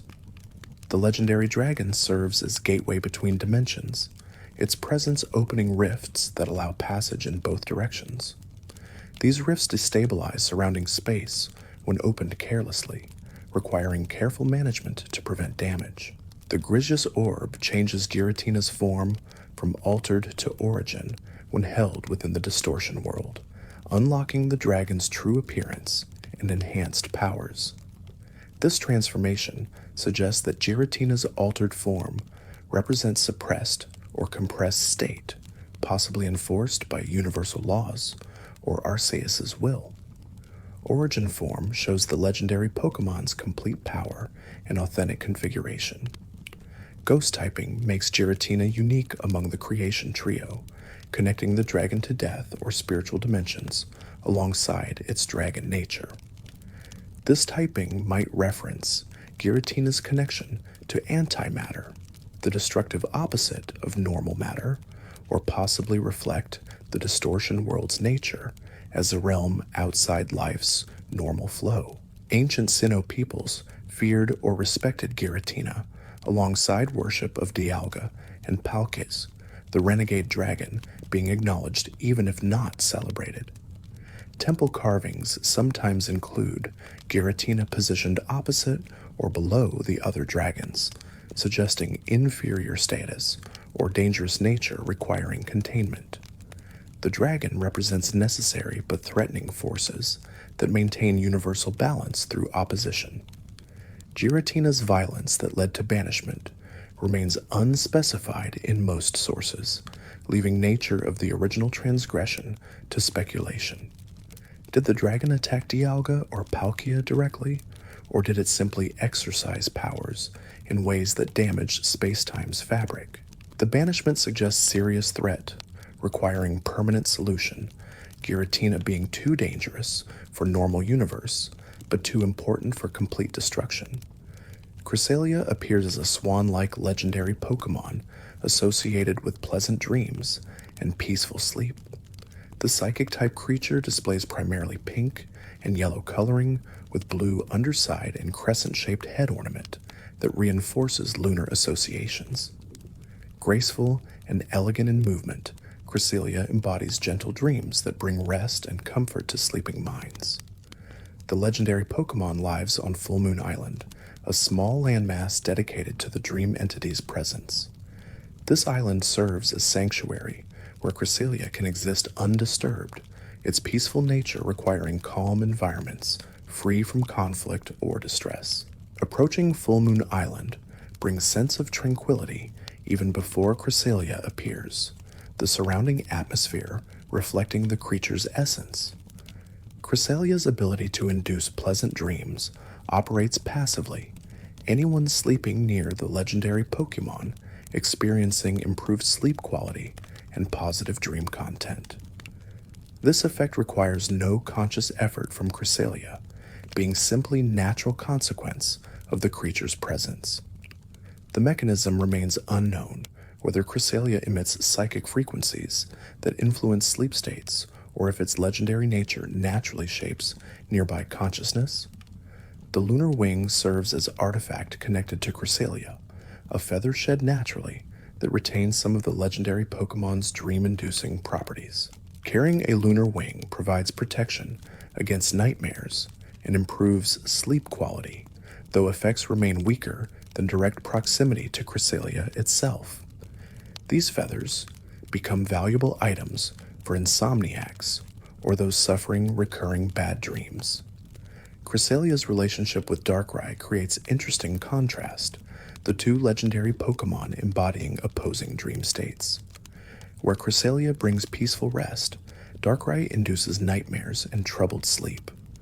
This opposition suggests cosmic balance, where pleasant and unpleasant dreams both serve necessary functions in processing consciousness and memory. The swan design reinforces associations with grace, beauty, and transformation, swans appearing in various mythologies as creatures bridging physical and spiritual realms.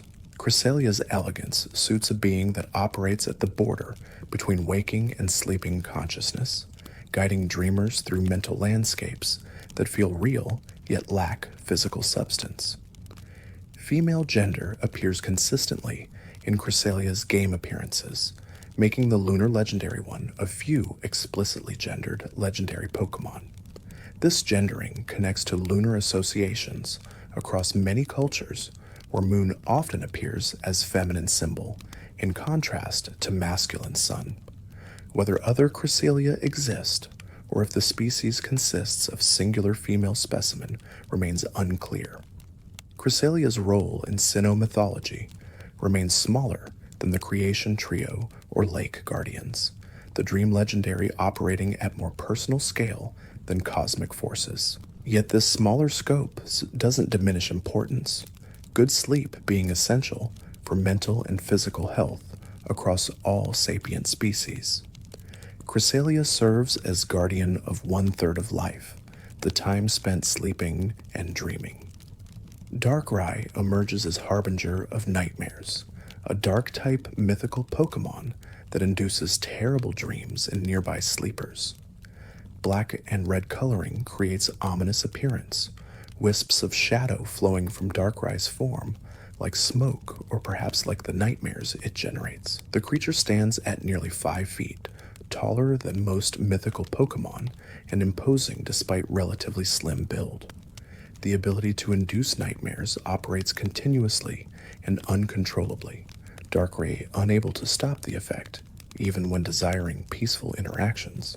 This curse, or natural trait, isolates the mythical Pokémon, forcing it away from inhabited areas to prevent harming innocent sleepers.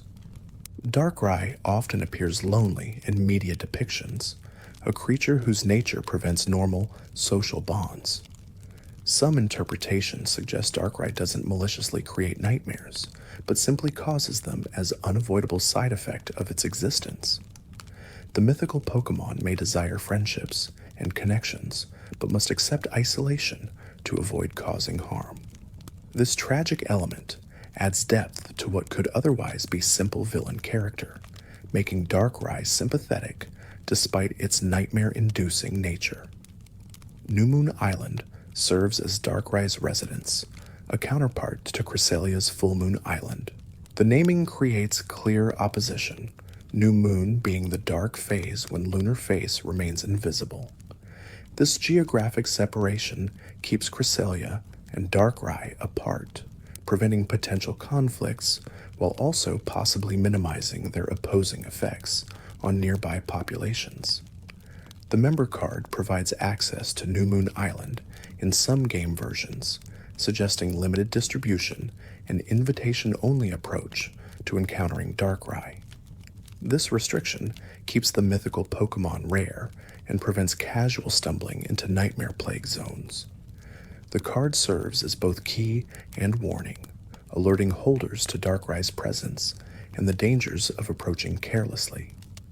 Darkrai's dark typing provides immunity to psychic attacks, creating interesting mechanical contrast with Cresselia's psychic nature. This type advantage means Darkrai can't be affected by Cresselia's gentle dream induction directly, possibly explaining why the two legendary Pokémon can coexist in relative proximity without mutual interference. Neither can easily affect the other through their primary abilities. The nightmare content Darkrai induces varies by victim, suggesting the mythical Pokémon taps into individual fears and anxieties rather than broadcasting generic frightening images. Dreamers experience personalized nightmares, reflecting their specific concerns and traumas, making Darkrai's effect more deeply disturbing than simple scary dreams would create. This personalization might be conscious targeting, or simply how the ability naturally functions. Darkrai's role as necessary counterbalance to Cresselia suggests that nightmares serve important psychological functions despite their unpleasantness. Dreams of all types help process experiences and emotions, even frightening ones, potentially contributing to mental health through working through fears in safe environment. Darkrai unwittingly provides this service, though the creature likely finds little comfort in such philosophical justifications. Shaman exists in two distinct forms, each representing different aspects of gratitude and natural beauty. The grass-type mythical Pokémon appears first as land form, a small hedgehog-like creature covered in grass and flowers. This configuration stands only 8 inches tall, among the smallest mythical Pokémon, yet contains within itself the power to transform polluted environments into flowering meadows instantaneously. The ability to purify environments operates through Seed Flare, Shaman's signature move that cleanses toxins and restores vitality to damaged ecosystems. This purification extends beyond simple pollution removal into active revitalization, dead soil becoming fertile, and contaminated water turning clear and healthy. The process appears almost miraculous, years or decades of natural recovery compressed into moments through Shaman's intervention. Gressidae of flowers trigger Shaman's transformation into sky form, a sleeker flying type configuration that resembles a small dog with leaf-like wings. This form emerges during daytime only, Shaman reverting to land form after sunset, or if frozen. The transformation represents gratitude expressed through action, land form's passive beauty becoming active grace in motion. Sky form enables flight speeds, that rival many flying-type Pokémon despite Shaymin's small size, the leaf wings generating lift through unknown means that may involve grass-type energy manipulation rather than pure aerodynamics. This aerial capability allows Shaymin to reach isolated or elevated locations requiring purification, no environment beyond the mythical Pokemon's restorative reach. Shaymin supposedly migrates to Flower Paradise, a secret location that serves as gathering place for members of the species if multiple Shaymin exist, or perhaps as singular specimens chosen home. This paradise remains hidden from human discovery, possibly existing in Pocket Dimension, or simply so remote that no explorer has successfully located and returned to report its existence. The connection between Shaymin and gratitude stems from myths describing how the mythical Pokemon rewards those who treat nature kindly. Acts of environmental stewardship supposedly attract Shaymin's attention, the creature appearing to bless those who work to preserve or restore natural spaces. Whether Shaymin actively seeks out such individuals or simply gravitates toward areas where nature thrives remains unclear. Flower blooms constantly surround landform Shaymin, the mythical Pokemon serving as mobile garden that brings color and life wherever it travels. These flowers sprout from Shaymin's back naturally rather than being attached or collected, botanical growth being an integral part of the creature's body. The blooms change types based on available light and soil conditions, Shaymin adapting its appearance to local flora.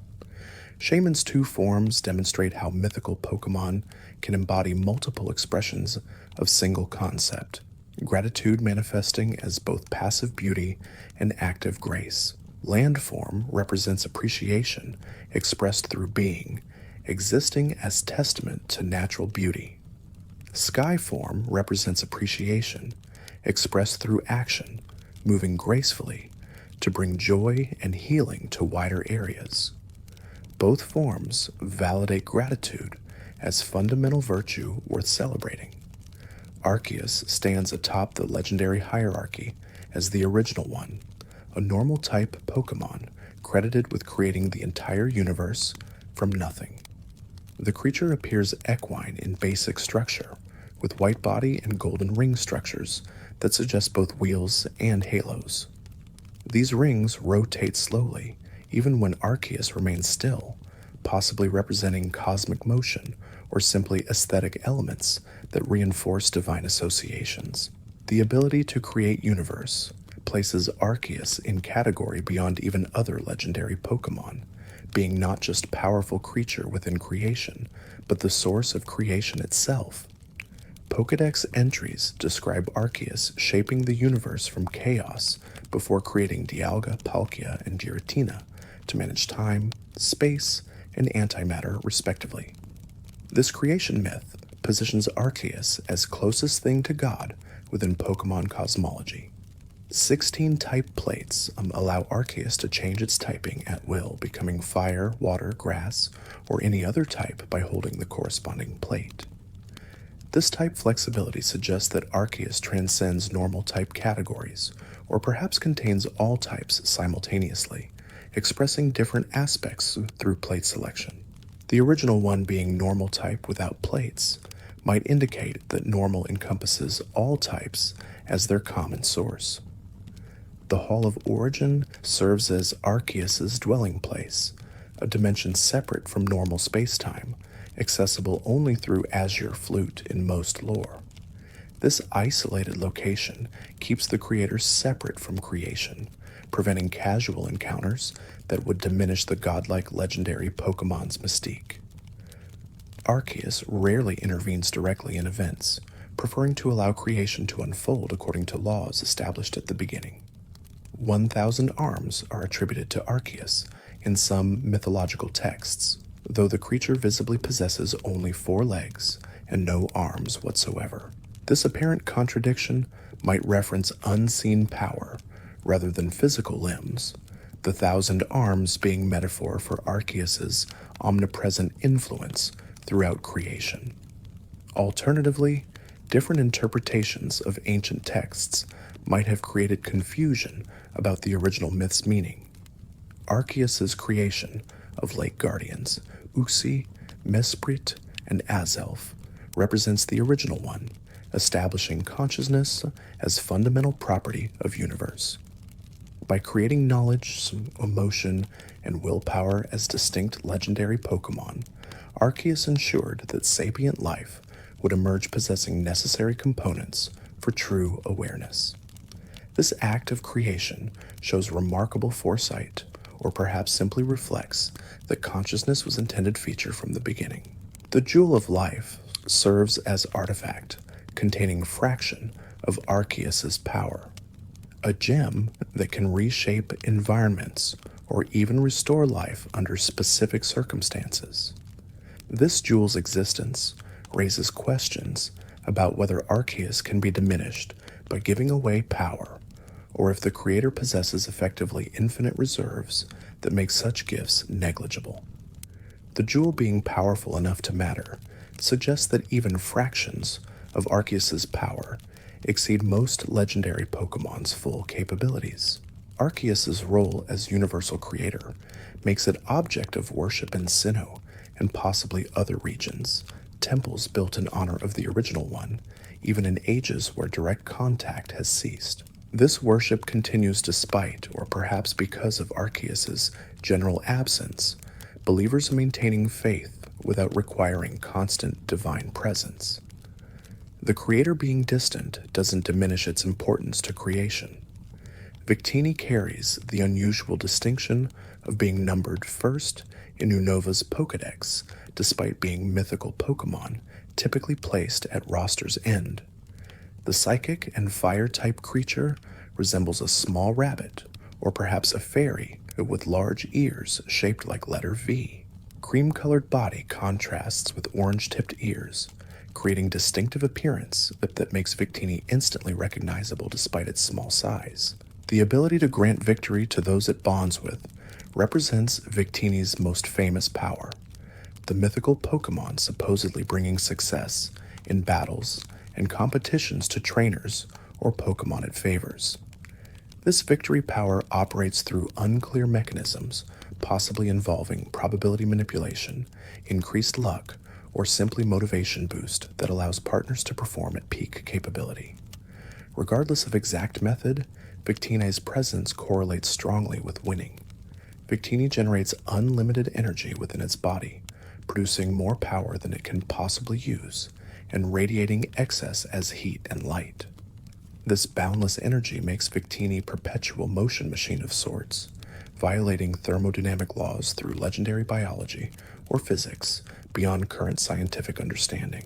The energy manifests visibly as warm glow that surrounds the mythical Pokémon constantly. The Victory Pokémon classification emphasizes Victini's association with winning and success, the creature embodying triumph as fundamental concept. This thematic focus makes Victini popular among competitive trainers seeking every possible advantage, though the mythical Pokémon's rarity means few ever actually bond with one. Victini's power might be greatest among starter Pokémon were it actually available at Journey's beginning. Liberty Garden serves as Victini's known residence, an island location where the mythical Pokémon was sealed away for unknown reasons. This sealing suggests that Victini's victory-granting powers pose some threat, or that the creature required protection from those who would exploit its abilities. The seal's purpose remains unclear, but breaking it allows Victini freedom to choose its own path. Victini's fire typing manifests in various flame-based attacks, enhanced by the creature's unlimited energy reserves. These attacks burn hotter and longer than normal fire moves, sustained by power that never depletes. Opponents facing Victini must account for enemy that never tires, every move executed with full power, regardless of battle duration or prior energy expenditure. The V-shaped ears might reference victory, or simply be coincidental design choice that aligns well with the mythical Pokémon's thematic focus. These ears possess remarkable mobility, rotating independently to track sounds from multiple directions simultaneously. This acute hearing helps Victini detect threats or opportunities, a sensory advantage that complements the creature's victory-granting nature. Victini's cheerful personality contrasts with more serious or aloof legendary and mythical Pokémon, the creature exhibiting playful enthusiasm that makes it approachable despite its power. This friendliness suggests that Victini's victory powers don't require grim determination or serious mindset, success being achievable through joy and positive energy as much as through intense focus. Cobalion leads the Swords of Justice, a quartet of legendary Pokémon that fought to protect wild Pokémon during human-caused disasters. The steel and fighting-type creature stands over 6 feet tall, resembling a goat or antelope with blue coloring and horn that suggests both blade and natural weapon. Dignified bearing and serious expression mark Cobalion as natural leader among the 4 justice-focused legendaries. The Swords of Justice, formed in response to human wars that destroyed forests and threatened Pokémon habitats, taking up arms metaphorically and literally to defend those unable to protect themselves. Cobalion organized this resistance, bringing together Terrakion, Virizion, and later Keldeo into a cohesive unit that could challenge human aggression. Their success in protecting habitats created legends that persist centuries later. Cobalion's steel typing provides defensive capabilities, befitting a shield as much as a sword, the legendary Pokémon capable of enduring tremendous punishment while protecting others. This durability combines with fighting-type offense to create balanced warriors suited for both attack and defense. Cobalion can hold lines against superior numbers while inspiring companions through leading by example. The horn resembles sword blade and possibly functions as actual weapon during combat, Cobalion charging or slashing with head movements that turn anatomy into armament. This weapon integration means the legendary Pokémon is always armed, requiring no external tools to execute fighting style. The steel composition ensures the horn remains sharp and effective even after extensive use. Cobalion's serious personality reflects leadership responsibilities and historical traumas that shaped the Swords of Justice. Having witnessed mass destruction and suffering, Cobalion understands stakes involved in failing to act against injustice. This gravity prevents frivolity but doesn't eliminate compassion, the legendary Pokémon remaining dedicated to protection even when personal cost runs high. The relationship with Keldeo shows Cobalion's nurturing side, the elder legendary taking responsibility for training the younger secret sword wielder. This mentorship demonstrates that Cobalion views the Swords of Justice as more than temporary alliance, instead being lasting order that should continue across generations. Teaching Keldeo ensures the justice-focused mission survives even after original members eventually fall. Cobalion's role as leader doesn't mean the legendary Pokémon makes all decisions unilaterally, instead coordinating with Terrakion and Virizion to reach consensus. This collaborative leadership style respects each member's strengths and perspectives while maintaining clear command structure for situations requiring quick, decisive action. The balance between democracy and hierarchy serves the group well. The calm mind ability reflects Cobalion's mental discipline and emotional control, traits essential for leader facing constant crises and life or death decisions. This calm extends to battles where Cobalion fights without rage or fear, executing techniques with precision born from centuries of experience and training. Opponents mistake this calm for coldness without realizing it simply represents mastery. Terrakion provides raw power among the Swords of Justice, a rock and fighting type legendary Pokémon built like a bull with strength that can shatter castle walls through direct charge. Brown and gray coloring suggests earth and stone, appropriate for a creature whose body demonstrates rock-type durability combined with fighting-type offense. Terrakion stands as tallest member at nearly 6.5 feet, imposing presence that reinforces its role as powerhouse. The ability to destroy castle walls through charging represents incredible kinetic force generated by mass and velocity combining into devastating impact. Terrakions' charges create earthquakes upon connection with solid surfaces, shockwaves radiating outward from impact points. This raw power makes Terrakions suitable for breaking through defenses and barriers that would stop more subtle approaches. Terrakion's personality exhibits more impulsiveness than Cobalion's measured leadership, the powerhouse legendary sometimes acting before fully considering consequences. This tendency toward action over contemplation creates occasional friction within the group, but also ensures that threats receive immediate response rather than being debated endlessly. Terrakion embodies decisive force that complements Cobalion's strategic planning. The rock typing provides exceptional physical defense that lets Terrakion absorb punishment while delivering crushing counterattacks. This durability makes the legendary Pokémon ideal for frontal assaults, where taking damage becomes inevitable but must be endured to reach objectives. Terrakion serves as battering ram and shield simultaneously, breaking enemy formations while protecting allies behind. Terrakion's horns appear smaller than Cobalion's blade-like protrusion, but no less effective as weapons, their blunt force trauma being sufficient for most combat situations. These horns can crack stone and bend steel through direct impact, turning Terrakion's head into siege weapon. Charging attacks channel the legendary Pokemon's full mass through relatively small horn surface area, creating enormous pressure at the impact point. The relationship with other Swords of Justice shows Terrakion's loyalty, despite occasional disagreements about tactics or timing. The legendary Pokémon trusts Cobalion's judgment enough to follow orders even when personal instincts suggest different approaches.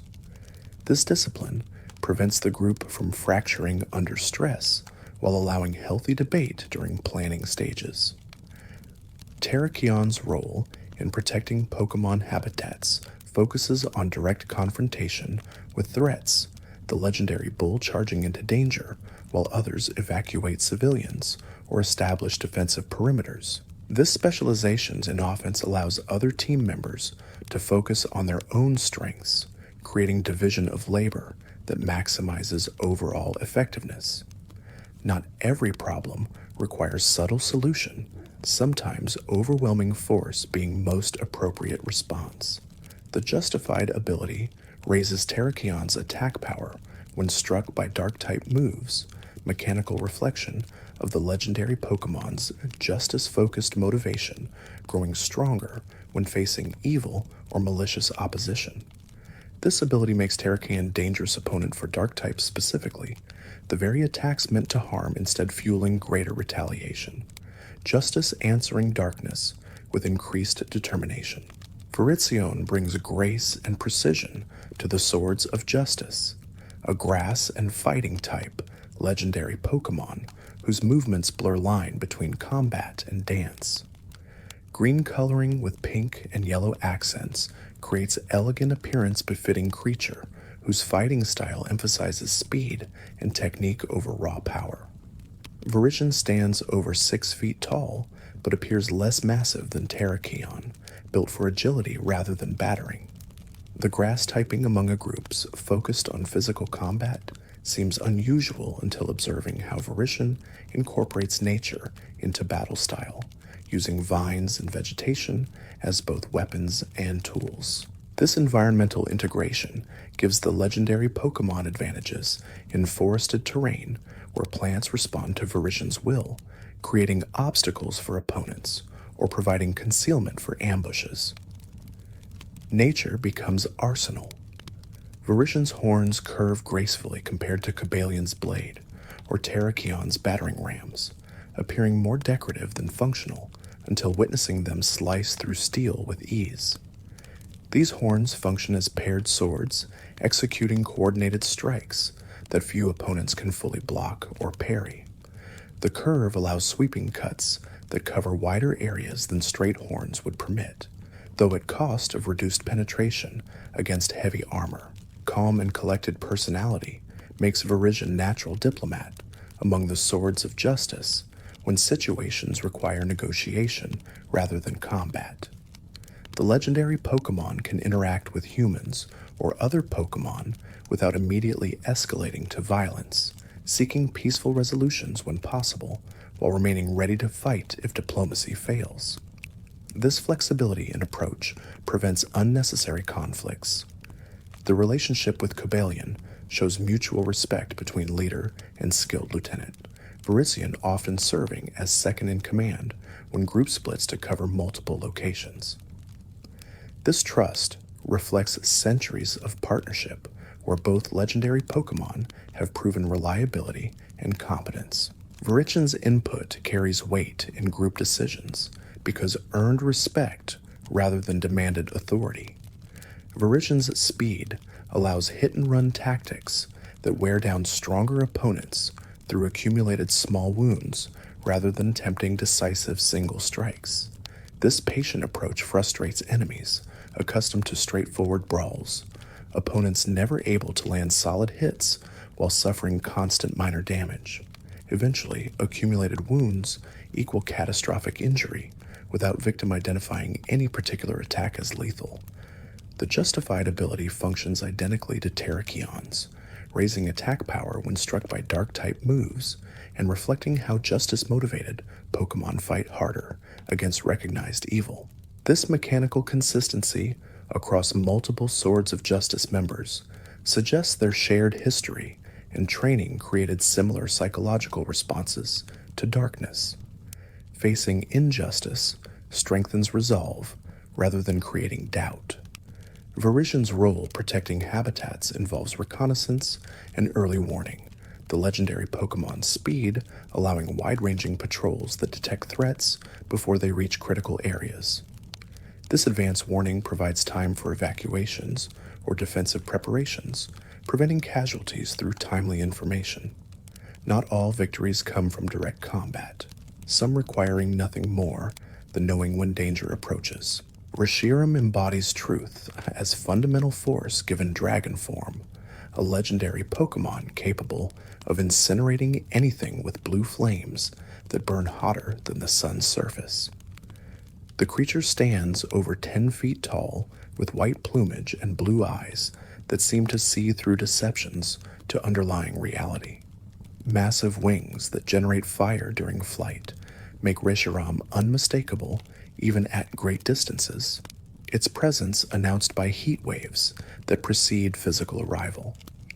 The truth-seeking nature manifests an ability to recognize when beings speak falsely, lies burning in Reshiram's presence as if detected by legendary flames. This truth sense operates automatically rather than requiring conscious activation, Reshiram simply being unable to perceive deception as anything other than obvious falsehood. The legendary dragon therefore exists in a world of uncomfortable honesty, where all pretenses fall away. Blue Flare serves as Reshiram's signature move, flames of such intensity that they ignore normal fire resistance and burn through conventional defenses. These blue flames reach temperatures exceeding 10,000 degrees, hot enough to vaporize most materials instantly. The name references the blue-white color fire reaches at extreme temperatures, Reshiram's flames being so hot they pass beyond normal fire's orange-red into blue spectrum. Reshiram's connection to truth makes it ideal judge in disputes where determining facts becomes essential. The legendary dragon cannot be deceived through false testimony or fabricated evidence, seeing through such attempts instantly. This makes Reshiram valuable ally for those seeking justice, but dangerous enemy for those relying on deception. No lies surviving scrutiny under truth-seeking gaze. The relationship with Zekrom creates fundamental dichotomy between truths and ideals, Reshiram representing what is while Zekrom embodies what should be. These positions naturally conflict, observed reality rarely matching desired outcomes perfectly. The two dragons clash not from personal animosity, but from philosophical opposition, their conflict being an inevitable consequence of their opposing natures. Reshiram's role in Unova's founding myths involves choosing a hero who valued truth above all else, bonding with that person to help establish the kingdom. This partnership demonstrates how truth and human ambition can combine productively when aligned rather than opposed. The hero's reliance on Reshiram's truth sense prevented the many mistakes that would have undermined the young nation's stability. The Lightstone stores Reshiram when the legendary dragon remains inactive, the entire massive creature somehow compressed into smooth white orb. This dormancy allows Reshiram to wait for worthy truth seekers without requiring constant activity or consciousness. The transformation process remains mysterious, being more than simple size reduction and possibly involving dimensional shifts or matter-energy conversion. Reshiram's awakening requires truth-aligned individual to approach the Lightstone with pure intentions and the honest heart. Deceptive people cannot trigger the transformation regardless of their proclaimed desires, Reshiram refusing to emerge for those who would pervert truth for personal gain. This selectivity ensures that truth's power remains in appropriate hands across generations. Zekrom represents ideals as counterpoint to Reshiram's truth, a dark dragon whose black scales absorb light and whose electric attacks can power cities or devastate them with equal ease. The legendary Pokémon stands nearly 9 feet tall with blue eyes that see not what is but what could be, potential futures where ideals become reality. Massive Tail Generator produces electricity as physical manifestation of energizing idealism. The ideal-focused nature means Zekrom judges beings based on their aspirations rather than their current states, seeing people and Pokémon as what they strive to become rather than what they presently are. This forward-looking perspective creates more forgiving worldview than Reshiram's truth-focused present awareness. Ideals allowing hope where truth might counsel despair. Dreams matter to Zekrom more than facts. Bolt Strike delivers Zekrom's signature attack, lightning powerful enough to overcome ground-type immunity and strike any target with devastating force. This electricity operates at voltages beyond natural lightning, each bolt carrying enough energy to power major cities for extended periods if harnessed rather than expended in combat. The move's name emphasizes direct, powerful strikes that embody ideal of overwhelming force applied precisely. Zekrom's connection to ideals makes it champion of visionaries and reformers who seek to reshape reality according to better designs. The legendary dragon recognizes that current states often fail to match potential outcomes, supporting those who work toward improvements even when methods prove controversial. Ideals justify actions in Zekrom's perspective, ends validating means when transformation serves greater good. The relationship with Reshiram creates productive tension where truth grounds ideals, while ideals inspire truth to evolve. Neither position holds absolute superiority, both being necessary for balanced worldview. Zekrom and Reshiram clash when ideals demand ignoring uncomfortable truths or when truth counsels abandoning impossible dreams, their conflict representing eternal struggle between acceptance and ambition. Zekrom's role in Unova's founding involved bonding with Hero, who valued ideals over compromise, partnering to establish kingdom based on visionary principles rather than incremental practical improvements. This partnership shows how idealism combined with dragon power can reshape entire regions when will and capability align. The hero's uncompromising vision found perfect complement in Zekrom's ideal-focused nature. The Darkstone stores Zekrom during dormancy, just as Lightstone contains Reshiram, the compression process being identical though producing black orb rather than white. This parallel storage method suggests common origin, or at least similar mechanisms, despite the dragon's opposing natures. Both stones require specific conditions for awakening, their legendary contents remaining trapped until worthy individuals emerge. Zekrom's awakening demands ideal-driven person approaching the dark stone with genuine commitment to better futures and willingness to fight for visions. Cynics cannot trigger transformation, regardless of practical capabilities, Zekrom refusing partnership with those who lack sincere idealism. This selectivity ensures Ideal's power serves transformative purposes rather than merely maintaining existing orders with electric might. Kyurem represents the empty shell left behind when original dragons split into Reshiram and Zekrom, a dragon and ice-type legendary Pokémon whose incomplete nature manifests as frozen wasteland wherever it dwells. The creature stands over 9 feet tall, with gray and blue coloring that suggests both ice and exposed machinery, as if Kyurem were unfinished prototype awaiting completion. Yellow eyes peer from frozen face with intelligence that remembers being whole. The splitting of the original dragon created 3 beings, where one existed before, Kyurem retaining the physical shell, while Reshiram and Zekrom carried away truth and ideals respectively. This division left Kyurem containing neither complete philosophy, existing in state of philosophical emptiness that manifests as literal coldness. The ice typing represents this absence, frozen void where fire or electricity should burn with conviction.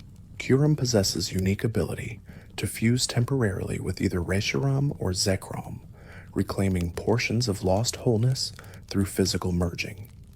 These fusion forms, white Kyurem and black Kyurem, demonstrate power exceeding any component individually, suggesting that original dragon before splitting possessed might beyond current legendary standards.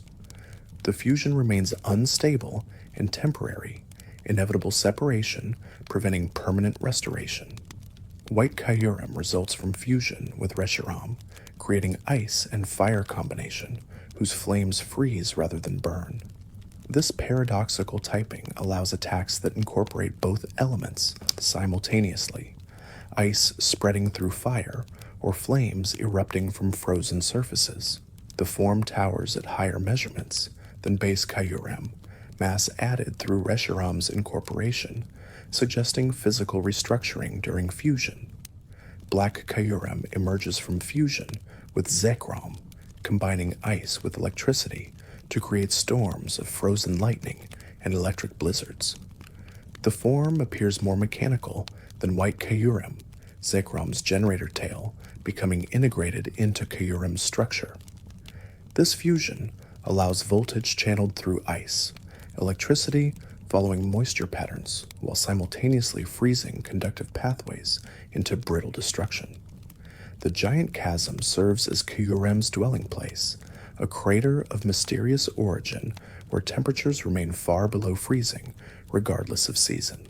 This location either attracts Kyurem through existing cold, or perhaps becomes frozen through legendary dragons' prolonged presence, causality being unclear.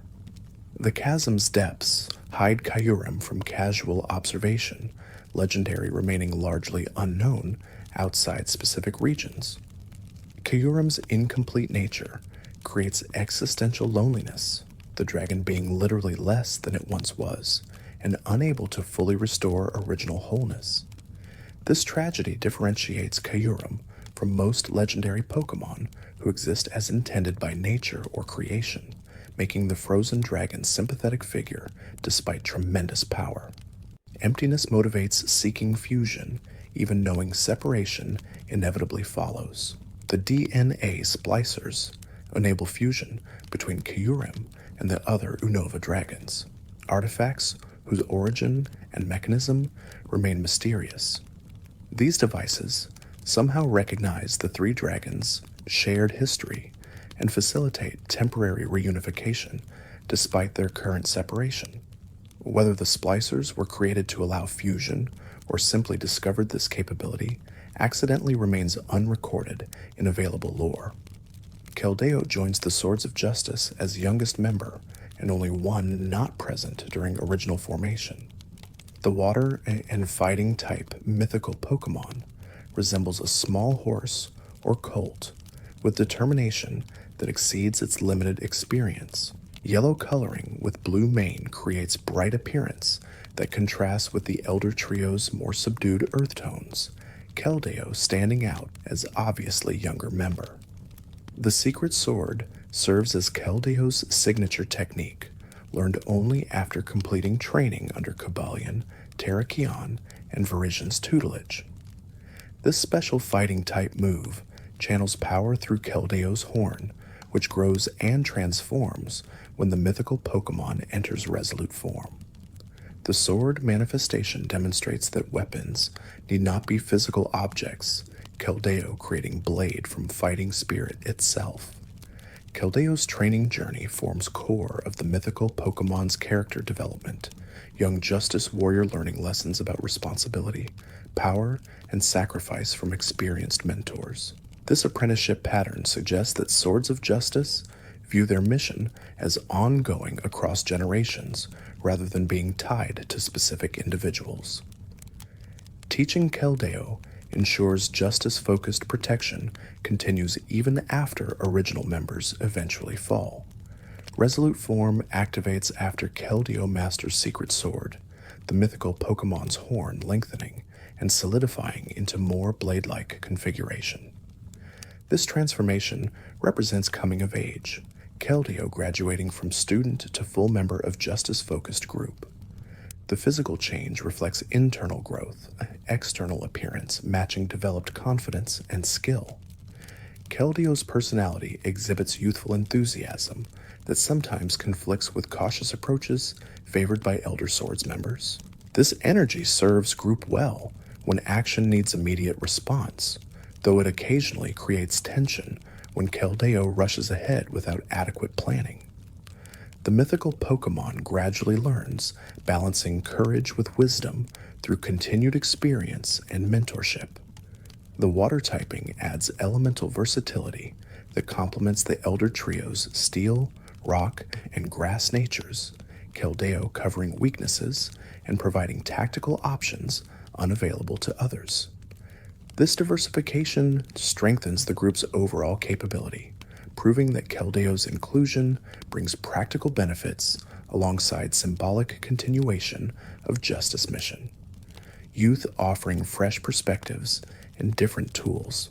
Keldeo's horn serves dual purpose as weapon and water channel, the mythical Pokémon able to emit high-pressure water streams alongside sword techniques. This combination of ranged and melee capabilities makes Keldeo adaptable combatant capable of engaging at multiple distances. The horn's transformation between forms demonstrates physical malleability that exceeds normal biology. The justified ability inherited from mentors raises Keldeo's attack when struck by dark-type moves, maintaining consistency with other Swords of Justice members. This shared trait suggests either common training, creating similar psychological responses, or perhaps the group's justice focus naturally manifests a particular resistance to darkness. Fighting evil literally strengthens justice warriors. Meloetta brings music to mythical Pokémon classification, a normal and psychic type creature capable of changing form through song. The aria form appears as small humanoid with musical note motif throughout design, primarily white coloring with green hair styled to suggest treble clef. Voice of remarkable clarity allows Meletta to sing melodies that affect emotions and even alter physical reality through pure sound. The singing voice carries power beyond beautiful performance. Meletta's songs reportedly capable of influencing emotions in listeners regardless of species or language barriers. This emotional manipulation operates through psychic channels rather than simple auditory processing, meaning even deaf creatures can feel the song's effects through mental resonance. Music becomes universal language, transcending normal communication limitations. Pirouette form emerges when Meloetta performs ancient song, whose exact melody has been lost and rediscovered multiple times throughout history. This form shifts typing to normal and fighting, appearance changing to emphasize dance and physical movement over pure vocalization. Red hair replaces green, body proportions adjust for combat capability, transformation demonstrating how art forms interconnect through shared creative foundation. The form change reflects different aspects of performance art, aria representing pure music and vocal expression, while pirouette embodies dance and physical storytelling. Both forms qualify as legitimate art, neither being superior but rather serving different purposes. Meloetta's ability to express through either medium suggests that true artists master multiple disciplines rather than specializing narrowly. Meloetta's songs reportedly inspired musicians throughout history, the mythical Pokémon occasionally revealing itself to worthy composers or performers who approach creative work with proper reverence and dedication. These interactions remain rare, Meloetta being selective about whom it teaches or collaborates with. The creature serves as muse figure, inspiring without demanding worship or recognition. The relic song triggers transformation between Meloetta's forms, ancient melody, whose notes create physical metamorphosis through sonic vibration. This song's power suggests that certain sound patterns can directly affect matter at fundamental level, harmonics resonating with underlying reality in ways that bypass normal causation. Music becomes magic through understanding proper frequencies. Meloetta's role as embodiment of musical arts makes it patron of performers and composers, though the mythical Pokémon rarely intervenes directly in creative processes. Instead, Meloetta inspires through example and occasional teaching, showing artists' possibilities rather than dictating specific approaches. This hands-off mentorship respects creative freedom while providing guidance for those wise enough to listen carefully. The normal typing in both forms suggests that music and dance represent fundamental aspects of existence rather than specialized phenomena, arts being basic to consciousness itself. This classification makes Meloetta literally normal in sense of being essential baseline from which other expressions deviate, art as default state rather than optional addition to life. Genesect merges ancient Pokémon with modern technology, a bug and steel-type mythical creature resurrected from fossils and enhanced with cybernetic modifications. The result combines paleontology with engineering, prehistoric hunter gaining plasma cannon mounted on back. Purple and gray coloring suggests both organic tissue and manufactured components, boundary between biology and technology being deliberately blurred. The ancient form existed 300 million years ago as feared hunter, dominating prehistoric ecosystems, but extinction claimed the species alongside countless others. Team Plasma's resurrection efforts retrieved Genesect from fossil record, but deemed ancient form insufficiently powerful for intended purposes, leading to technological enhancements that created current configuration. The modifications must border on violation, creature being given no choice in transformation. The cannon attached to Genesect's back fires plasma bolts of various types depending on drive cassette installed, allowing adaptation to different combat situations. This modular design reflects Team Plasma's engineering philosophy, where standardized weapon systems accept interchangeable components for mission flexibility. Genesect becomes living weapons platform, biology subordinated to military utility. Different drive cassettes shift Genesect's Technoblast type between fire, water, electric, and ice, the signature move changing nature based on installed hardware.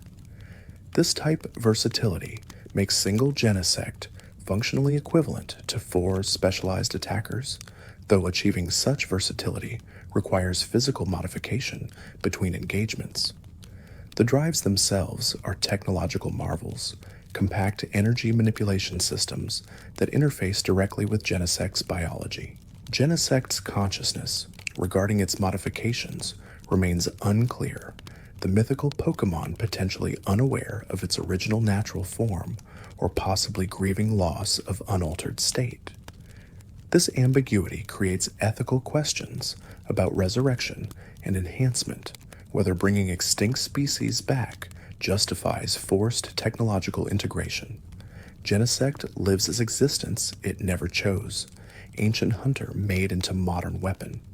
The download ability allows Genesect to analyze opponents and adjust its stats to exploit weaknesses, mechanical enhancement, enabling tactical flexibility beyond normal Pokémon capabilities. This adaptive combat system demonstrates sophisticated programming integrated with biological responses, Genesect's enhanced brain processing tactical data in real time. The creature fights with precision that combines instinct and calculation. Team Plasma's motivations for creating Genesect aligned with their stated goal of protecting Pokémon through overwhelming force, the ultimate hunter serving as deterrent against those who would harm Pokémon. This justification rings hollow, given that Genesect itself was harmed through unwanted modification, the hypocrisy of protecting through violation being apparently lost on the organization. Good intentions failing to excuse harmful methods. Genesect's status as both victim and weapon creates complex emotional landscape, the mythical Pokémon deserving sympathy for circumstances beyond its control, while simultaneously representing threat due to combat capabilities. This duality makes Genesect interesting case study in how trauma and capability intersect, power not erasing victimhood, nor victimhood negating danger, complexity resisting simple categorization.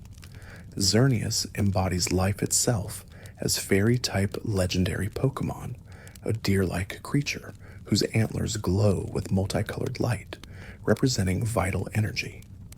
The design draws inspiration from various mythological stags, including Eiktherner from Norse tradition and various Celtic interpretations. Blue and black coloring creates striking contrast with rainbow antlers, Xerneas being simultaneously subtle and spectacular depending on lighting and activity state. The ability to grant eternal life places Xerneas among most powerful legendary Pokémon from philosophical perspective, the creature literally conquering death through its presence and power. This life-giving capability operates through fairy aura that radiates from Xerneas constantly, strengthening all fairy-type moves used nearby while weakening those used against fairy types. The aura makes Xerneas mobile sanctuary, where fairy power thrives. Active mode and neutral mode represent Xerneas' two states, the legendary Pokémon shifting between them based on activity level and energy conservation needs. Active mode displays the famous rainbow antlers in full, brilliant glow, every color visible simultaneously in shifting patterns. Neutral mode presents gray antlers appearing like dead wood, Xerneas resembling statue or tree when conserving energy between active periods. Xerneas sleeps as tree for 1,000 years before awakening for brief period of activity, this cycle ensuring that life-giving power remains available across centuries while preventing exhaustion that continuous operation would cause. The tree form provides perfect camouflage, Xerneas hiding in plain sight among normal forests. 1,000-year cycles mean most humans never witness awakening, making encounters extraordinarily rare. The fairy typing marks Xerneas as embodiment of life magic and natural wonder, forces that existed before scientific understanding attempted to categorize and explain them. This typing connects to ancient traditions, where forests held sacred significance and deer symbolized renewal. Xerneas, literally being manifestation of such traditions, myths made flesh through legendary power. Geomancy serves as Xerneas' signature move, dramatically raising special attack, special defense, and speed simultaneously after a brief charging period. This transformation represents life energy concentrating into explosive growth, Xerneas channeling planetary vitality into enhanced combat capability. The move's power comes at cost of preparation time, Xerneas being vulnerable during charging phase. Xerneas' connection to nature extends beyond simple association into active symbiosis, forests thriving in areas where the legendary Pokémon rests or travels.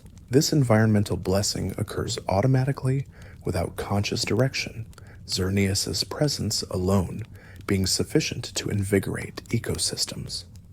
Life answering to life, recognition, and reinforcement happening at fundamental level. The relationship between Xerneas and Yveltal creates fundamental balance between life and death, two legendary Pokémon representing opposing forces that must coexist for reality to function properly. Neither can permanently triumph without destroying the balance that allows existence itself.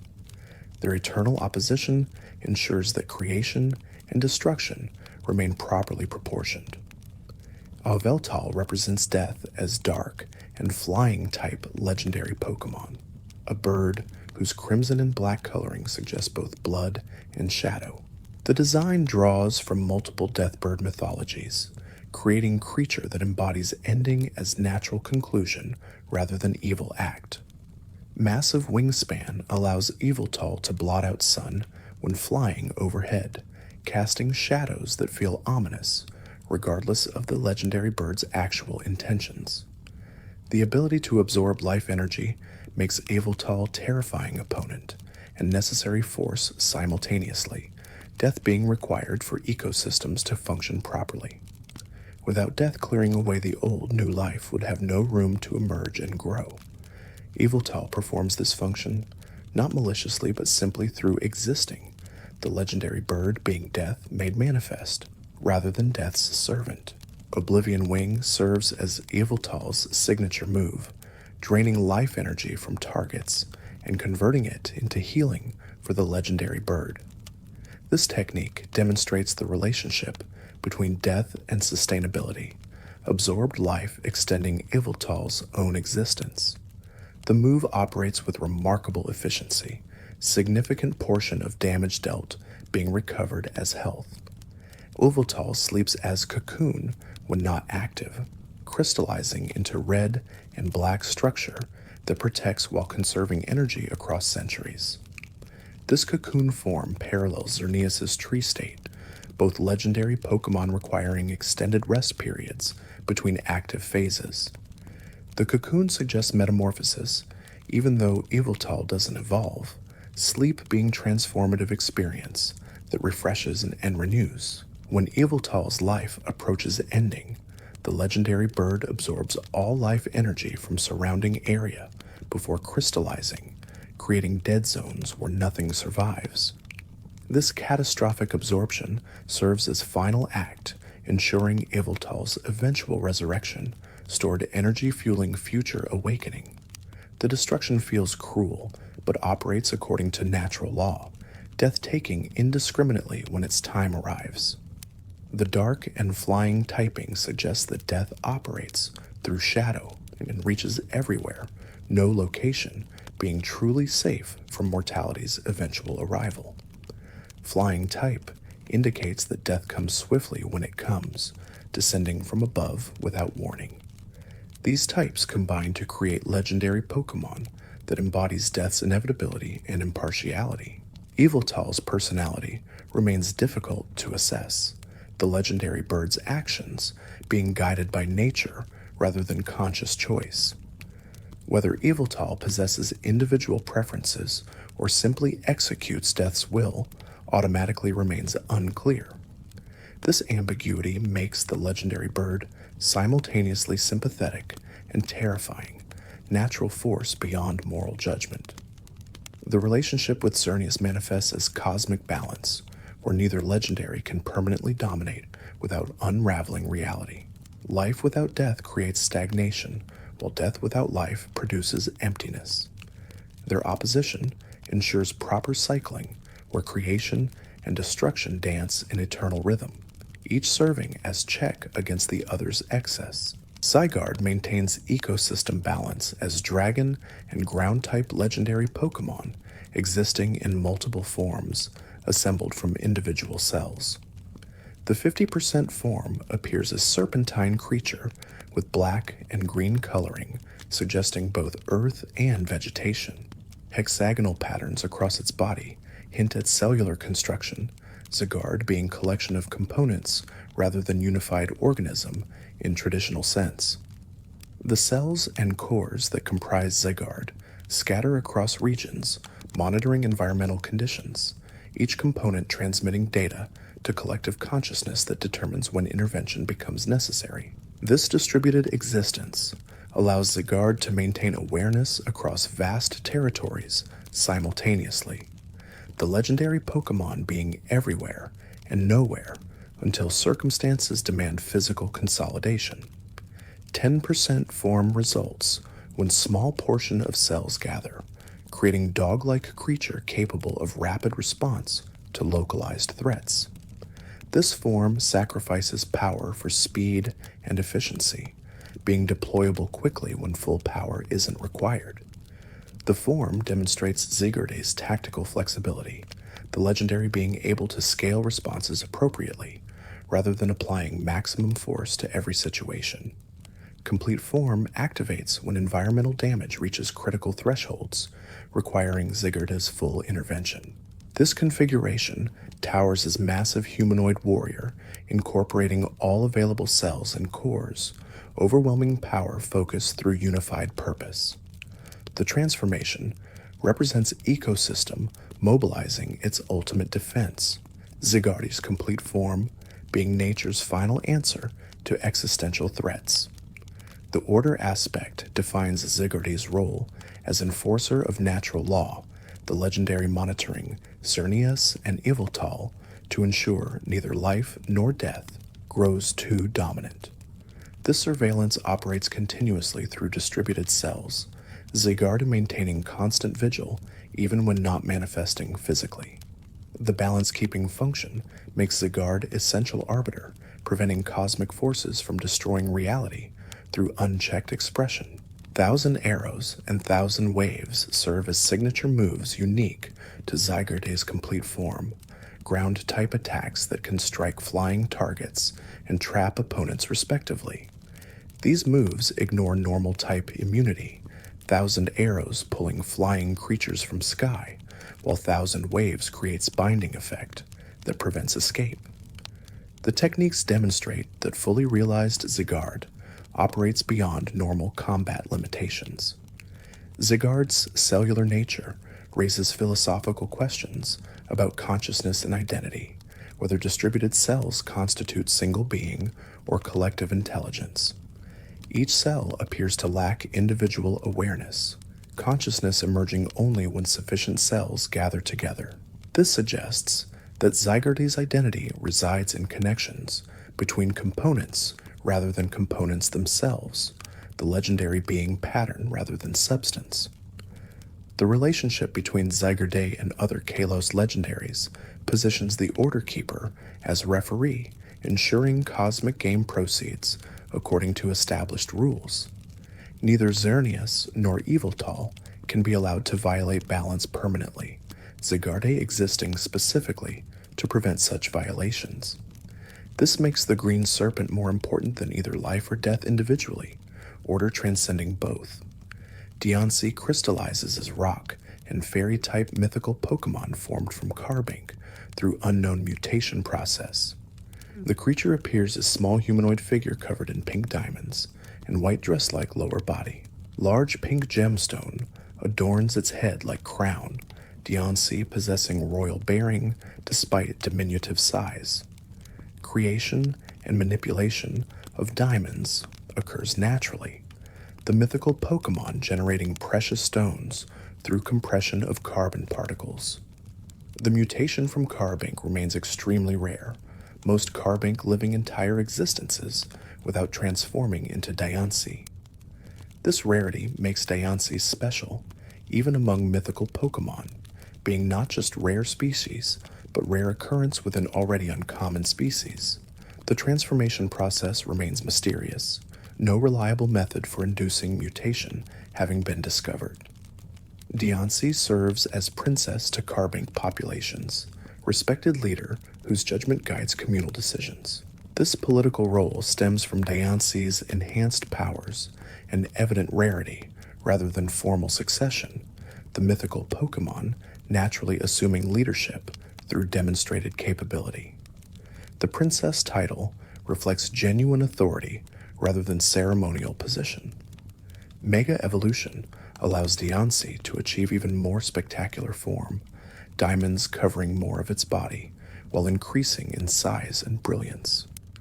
Mega Deoxys demonstrates enhanced offensive capabilities alongside its normal defensive strengths, becoming balanced combatant rather than primarily defensive specialist. The transformation requires Megastone and strong bond, standard Mega Evolution requirements applying despite Deoxys' mythical status. Diamond Storm serves as Deoxys' signature move, attack that creates a shower of hardened diamonds, damaging opponents while potentially raising the user's defense. This technique demonstrates Deoxys' ability to weaponize its crystal creation, beauty, and danger combining in single elegant assault. The defense boost represents how diamonds protect even as they strike. Deoxys' connection to beauty extends beyond physical appearance into aesthetic philosophy, the mythical Pokémon appreciating elegant solutions and graceful expressions. This artistic sensibility influences decision-making, Deoxys preferring approaches that solve problems beautifully rather than merely effectively, function and form being equally important in the princess's worldview. The underground domain where Carbink and Deoxys dwell exists in caverns filled with naturally occurring crystals and minerals, environment that reflects and reinforces the population's gemstone nature. These caves remain hidden from surface dwellers, protected through both geography and Carbink's defensive efforts. Deoxys rarely ventures to surface world, preferring to maintain separation between underground realm and human civilization. Deoxys' rock and fairy typing creates interesting combination, suggesting that gemstones occupy liminal space between earth and magic. Crystals form through natural geological processes, yet appear supernatural in their geometric perfection. This dual nature makes rock fairy appropriate classification for Pokémon that embodies both aspects simultaneously.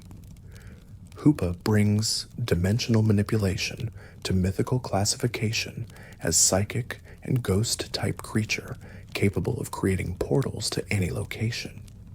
The small imp-like Pokémon appears in confined form as a result of sealing that limits its power, preventing full expression of dimensional abilities. This restriction arose from past events where Hoopa's uncontrolled portal creation caused significant disruption. The rings serve as focal points for Hoopa's portal generation, the mythical Pokémon able to create spatial connections between distant locations by establishing ring-shaped gates. These portals function bidirectionally, allowing travel or object transfer in either direction. The range appears unlimited, Hoopa potentially able to connect any 2 points in universe given sufficient power and concentration.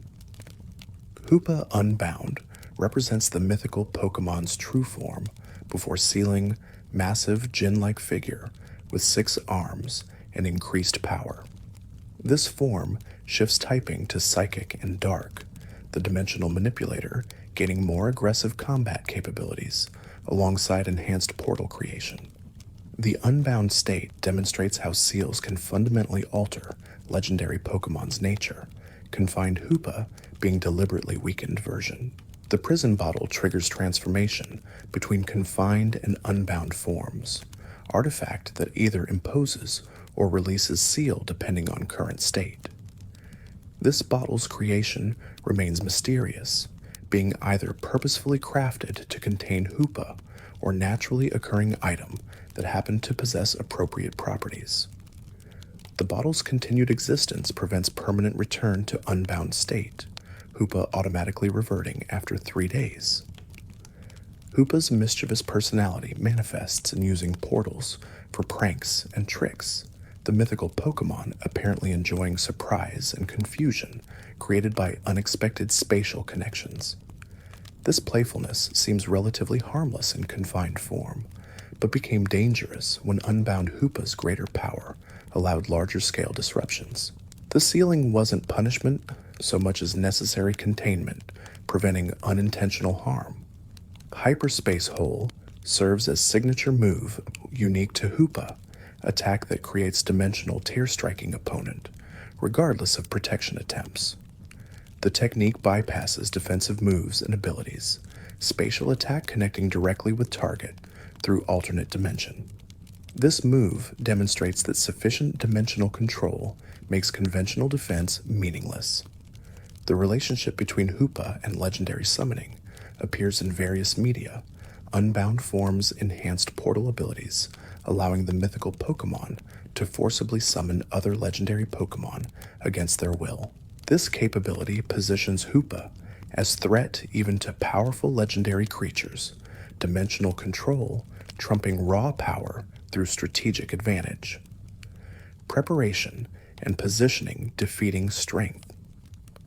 Hoopa's dual forms create situation where mythical Pokémon exist simultaneously as playful trickster and cosmic threat, personality remaining constant, while power level determines whether antics feel harmless or dangerous.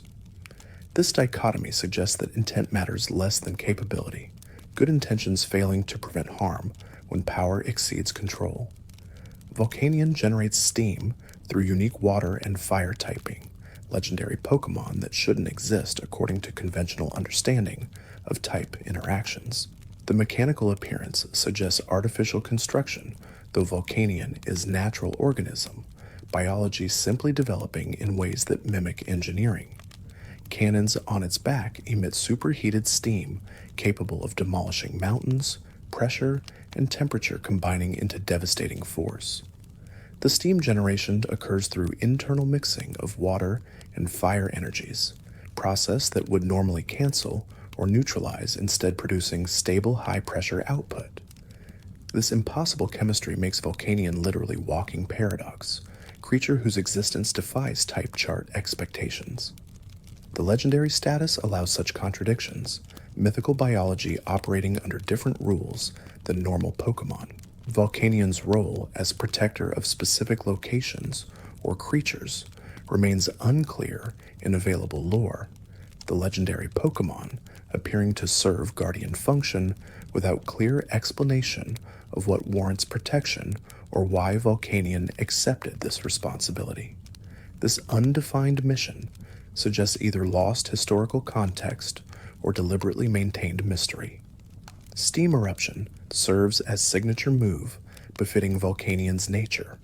Superheated steam attack that can inflict burn status despite being classified as water-type move. This unusual property reflects how Volcanion's contradictory typing manifests in combat, attacks carrying characteristics from both constituent elements. The move demonstrates that water can burn when delivered at sufficient temperature.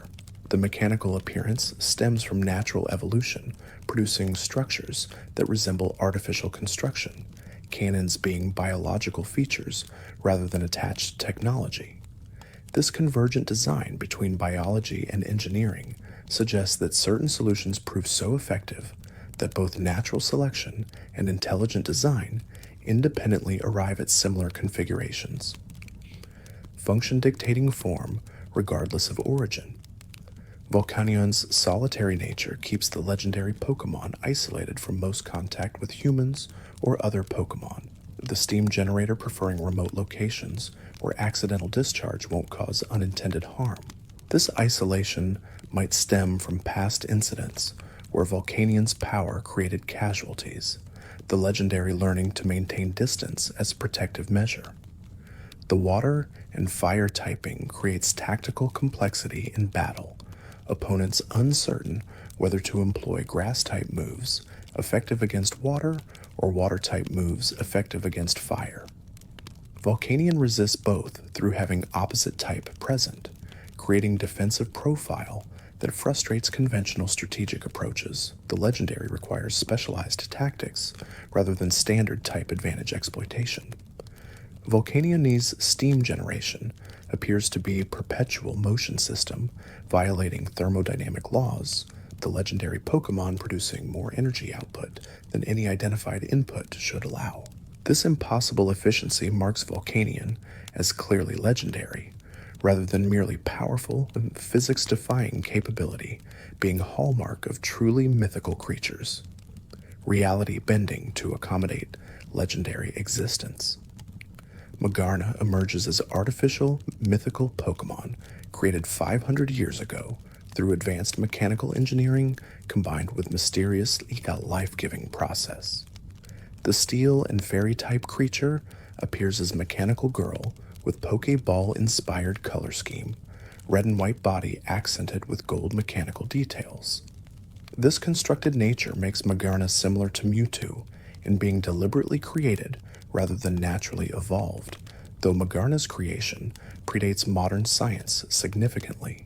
The soul heart resides at Magarna's core, mysterious component that grants consciousness and life to otherwise inanimate machinery. This artifact, or organ, depending on interpretation, collects life energy from fallen Pokémon, each death in Magarna's vicinity increasing the artificial being's special attack. The mechanism reflects themes of memory and continuation, deceased Pokémon living on through contributing to Magarna's power. Original color, Magarna represents the creature as first constructed, antique appearance, with muted colors suggesting age and historical significance. This form doesn't differ mechanically from standard Magarna, but carries additional cultural weight, being original model from which all understanding of the artificial mythical derives.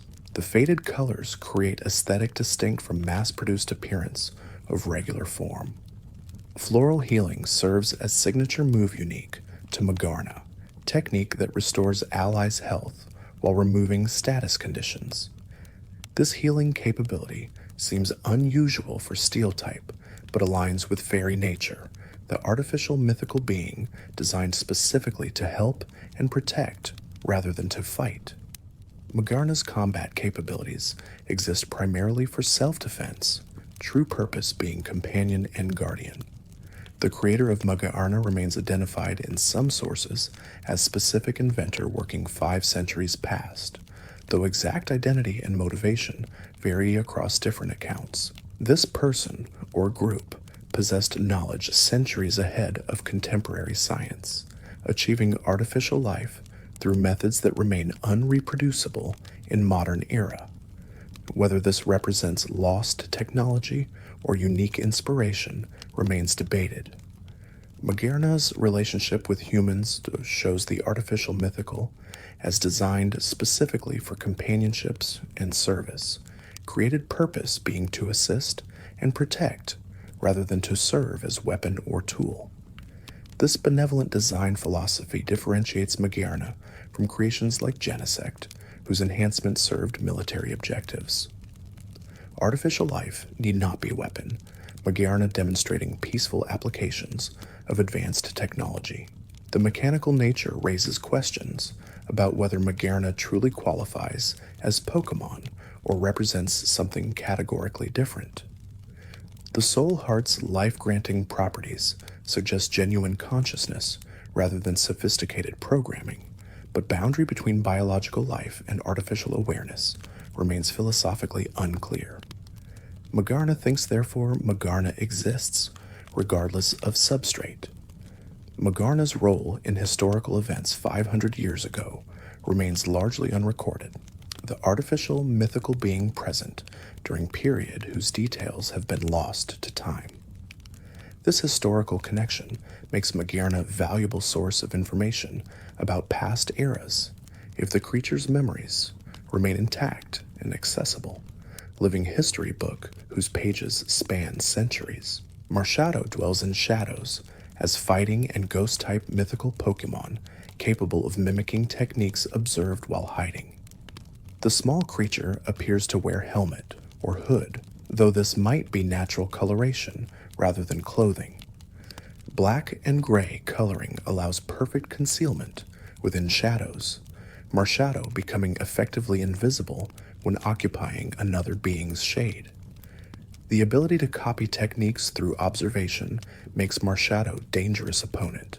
Despite diminutive size, the mythical Pokémon potentially having learned moves from countless powerful Pokémon and trainers throughout centuries of shadow-dwelling observation. This accumulation of techniques creates combatant with unpredictable and extensive move pool, Marshadow knowing far more than typical Pokémon of its level. Zenith Marshadow represents powered-up state accessed when the mythical Pokémon becomes enraged or enters serious combat.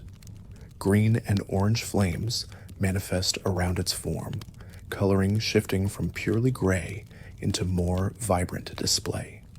This transformation indicates that Marshadow's normal shadow dwelling represents suppressed state, true power emerging only under specific circumstances. The shadow hiding ability serves multiple purposes, including stealth, transportation, and perhaps emotional comfort from creature that apparently dislikes attention or exposure. Marshadow can travel vast distances quickly by moving between shadows, each shade being potential portal to next. This mobility makes the mythical Pokémon extremely difficult to track or capture, appearing and vanishing without predictable patterns. Marshadow's connection to various myths, including night marchers from Hawaiian tradition and other shadow-dwelling spirits, suggests the mythical Pokémon inspired multiple cultural interpretations across different regions. These varied mythological appearances hint at Marshadow's age and geographic range, the Shadow Dweller having existed long enough and traveled widely enough to influence diverse storytelling traditions. Spectral Thief serves as signature move, allowing Marshadow to steal stat increases from target before attacking, the Ghost-type technique literally taking advantages opponents worked to build. This move embodies Marshadow's copying nature, the mythical Pokémon appropriating not just techniques, but improvements as well. Nothing remaining solely opponent's property when Marshadow decides to mimic. The fighting and ghost typing creates unusual combination, suggesting Marshadow excels at physical combat while remaining intangible when convenient. This flexibility between corporeal striking and incorporeal evasion makes the Shadow Dweller frustrating opponent, never fully committed to either physical or spectral tactics, adapting moment by moment to exploit current circumstances. Marshadow's cautious personality stems from centuries of observation teaching that visibility often brings danger or unwanted attention. The mythical Pokémon learned to value anonymity over recognition, shadows providing safety that open spaces cannot offer. This preference for concealment doesn't indicate cowardice, but rather wisdom gained through long experience, watching how exposure affects others. Zeraora generates electricity without possessing biological electricity-producing organs, electric and fighting-type mythical Pokémon that gathers ambient electrical energy rather than creating it internally. The feline appearance combines with lightning-based powers to create Predator that hunts through speed and shock. Blue and black coloring with yellow accents suggests both storm clouds and electrical discharge. The origin story involving lightning striking, erupting volcano, creates appropriately dramatic birth for mythical Pokémon associated with electricity, though whether this represents literal truth or metaphorical description of Zeraora's nature remains unclear. The volcanic setting suggests high-energy environment where electrical and thermal forces combine, possibly creating conditions that allow Zeraora's unique electrical gathering ability to function. Zeraora's lack of internal generation means the mythical Pokémon must constantly collect electricity from external sources, first standing on end when charged sufficiently. This dependence on ambient energy creates interesting limitation, Zeraora being weakened in environments lacking electrical sources. The mythical Pokémon thrives during storms, but struggles in electrically dead zones. Plasma Fists serves as signature move unique to Zeraora, physical electric type attack that changes normal type moves to electric for remainder of turn. This field effect demonstrates how Zeraora's electrical nature influences surrounding battle space, atmosphere becoming charged enough that even non-electric attacks carry voltage, the environment itself becoming weapon through Zeraora's presence. The speed emphasis in Zeraora's combat style allows hit-and-run tactics, where electrical strikes land before opponents can react. This velocity combined with electrical attacks creates opponent constantly being shocked while unable to retaliate effectively. Fighting type provides physical techniques complementing electrical assault, Zeraora being capable both at range and in melee. Zeraora's blue coloring differentiates it from typical yellow associated with electric types, possibly suggesting different electrical frequency or simply aesthetic choice, making the mythical Pokémon more visually distinctive. The unusual coloring creates memorable appearance that ensures Zeraora doesn't blend into generic electric type category, despite sharing typing with many other species. The gathering mechanism for collecting electricity remains unexplained, Zeraora somehow attracting and storing electrical energy through unknown biological or supernatural processes. This ability might involve magnetic properties, electrical field manipulation, or something entirely beyond current scientific understanding. The mystery reinforces mythical status, capabilities that defy explanation being characteristic of such rare creatures. Zeraora's relationship with humans remains distant, the mythical Pokémon apparently preferring solitude over interaction. This isolation might stem from electrical nature, making casual contact dangerous for non-electric types, Zeraora potentially carrying charge sufficient to harm through mere proximity. Maintaining distance, protecting others from accidental shock. Meltan represents smallest mythical Pokémon at merely 8 inches tall, steel-type creature with liquid metal body and solid hexagonal nut forming its head.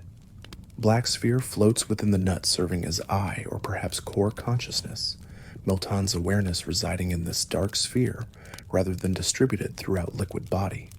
The creature can corrode and absorb metal, dissolving solid materials into nutrients. The ability to generate electricity from absorbed metal makes Meltan self-sustaining in metal-rich environments, the tiny mythical converting raw material into energy through unknown metabolic processes. This electrical generation appears a side effect of metal absorption rather than primary purpose, Meltan producing electricity somewhat incidentally while pursuing nutritional needs. Meltan's curious personality leads it to investigate anything catching its attention, the tiny mythical lacking caution that larger creatures develop through experiencing danger.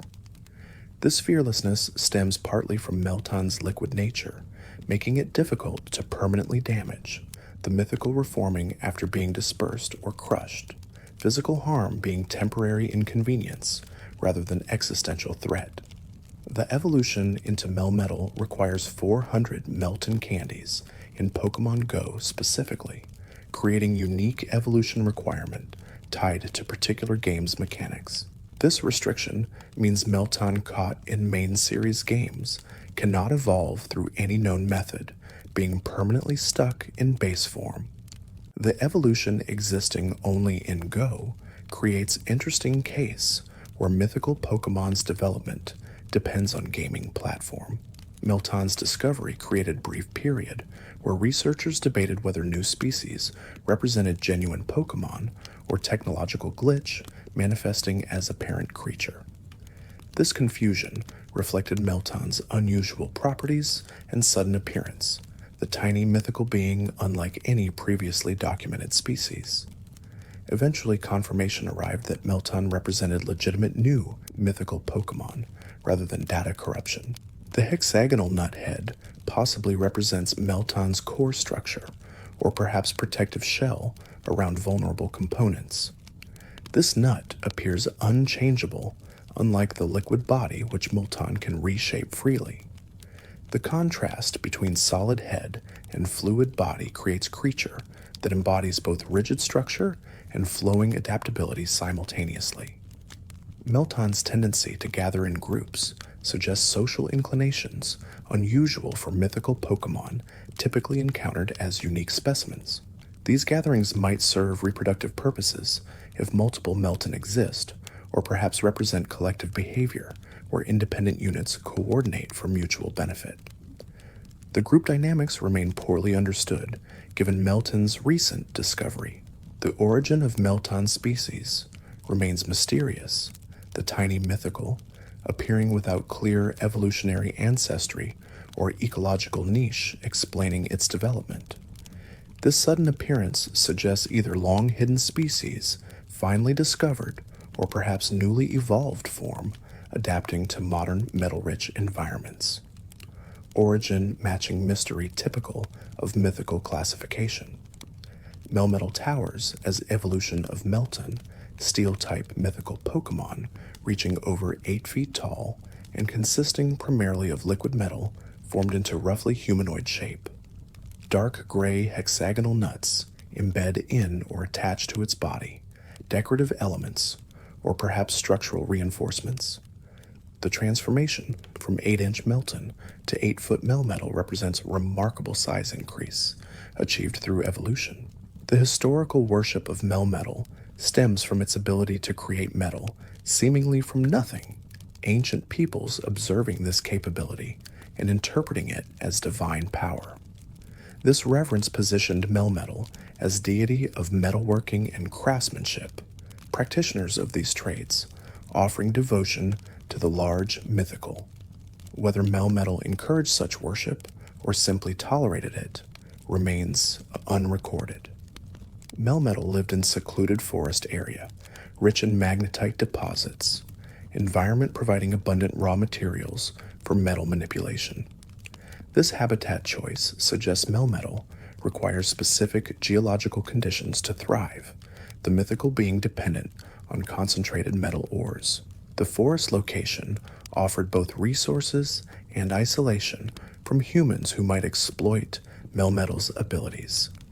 The rusting and fragmentation process represents Melmetal's natural death, the large mythical breaking apart into multiple Meltan rather than leaving corpse. This reproduction through death creates unusual life cycle where Melmetal species perpetuates itself through older members fragmenting into younger generation. Death and birth becoming identical process, endings being beginnings. Double Iron Bash serves as signature move unique to Melmetal, steel-type attack striking twice with powerful arms. This physical technique leverages Melmetal's size and strength, using large hexagonal nuts attached to arms as bludgeoning weapons. The double strike increases chance of causing opponent to flinch, overwhelming force creating hesitation that prevents retaliation. Melmetal's ability to manipulate and create metal operates through unknown mechanisms, possibly involving transmutation, molecular rearrangement, or dimensional storage allowing apparent matter creation.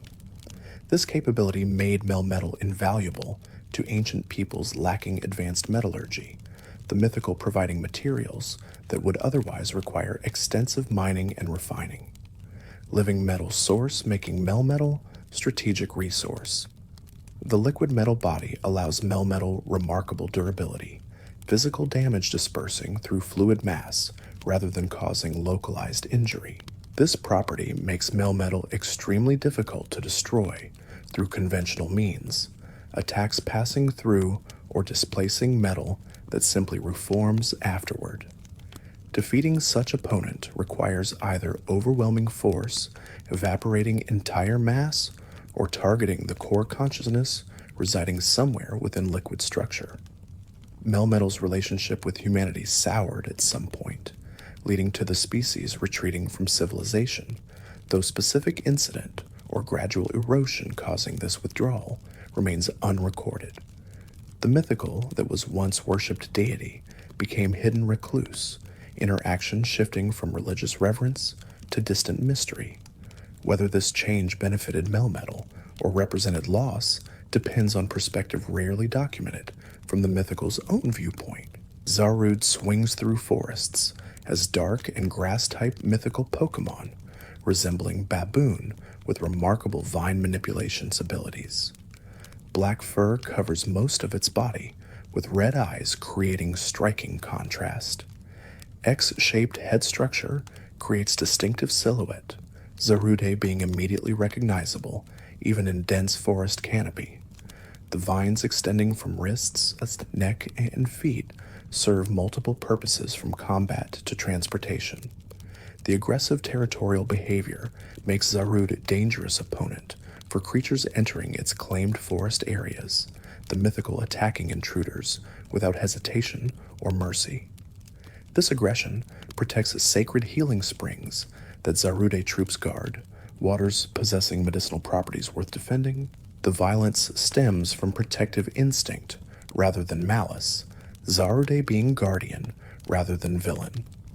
Dada Zarude represents individual member of the species that departed from its troop to raise orphaned human child, unprecedented behavior that created unique circumstances. This particular Zarude developed strength beyond normal members through bond with adopted child, emotional connection, unlocking potential that remained dormant in others. Love literally making Dada Zarude more powerful than typical Zarude. The vine abilities allow Zarude to swing between trees at high speeds, navigate vertical surfaces, and strike from unexpected angles. These vines can extend considerable distances while maintaining strength sufficient to support Zarude's weight or capture opponents. The flexibility creates combat style, emphasizing mobility and range, Zarude rarely remaining stationary during engagements. Healing properties inherent in Zarude's vines allow the mythical to tend wounds by wrapping injured areas, vines absorbing energy from nearby trees to accelerate recovery. This medical capability makes Zarude a valuable ally despite aggressive nature, the mythical being capable of violence and compassion depending on circumstances. Neither trait eliminating the other, both coexisting within same individual. The social structure of Zarude troops suggests complex group dynamics where hierarchy determines access to resources and mating opportunities. These troops defend territories aggressively while maintaining internal cooperation, demonstrating that Zarude can distinguish between in-group and out-group members. The mythical being loyal to troop while hostile to outsiders. Jungle Healing serves as signature move unique to Zarude, grass-type technique that restores health and removes status conditions from user and allies simultaneously. This powerful recovery effect reflects Zarude's connection to vital forest energies, the mythical channeling natural healing through coordinated effort. The move demonstrates that Zarude's aggression doesn't prevent cooperative support of companions. Zarude's scarf-like vine creates distinctive accessory differentiating Dada variant from typical members, visible marker of this individual's unique history. The scarf serves no obvious practical function, being seemingly decorative element, reflecting personality or perhaps gift from adopted child. Small detail carrying emotional weight through symbolism rather than utility. Petulant appears as poison and ghost-type mythical Pokémon, resembling small figure residing within peach-shaped shell. Purple body contrasts with pink face and white eyes, appearance suggesting both innocence and danger simultaneously. The shell closes completely around Petulant for protection, peach shape being both literal, physical structure and thematic element connecting to Japanese folklore. The toxic chains represent Petulant's primary ability, using poison-infused bindings to control or empower other Pokémon. These chains can badly poison opponents in combat, while also being capable of enhancing bodies through toxins in non-combat applications. The enhancement proves double-edged, granting power while binding recipients to Petchorant's will. The binding mochi serves as method for establishing control, toxic substance that draws out deep desires and powers of whoever consumes it. This mochi creation demonstrates sophisticated biochemistry or mysticism, depending on interpretation, Petchorant able to craft mind-altering substances that grant wishes while enslaving consumers.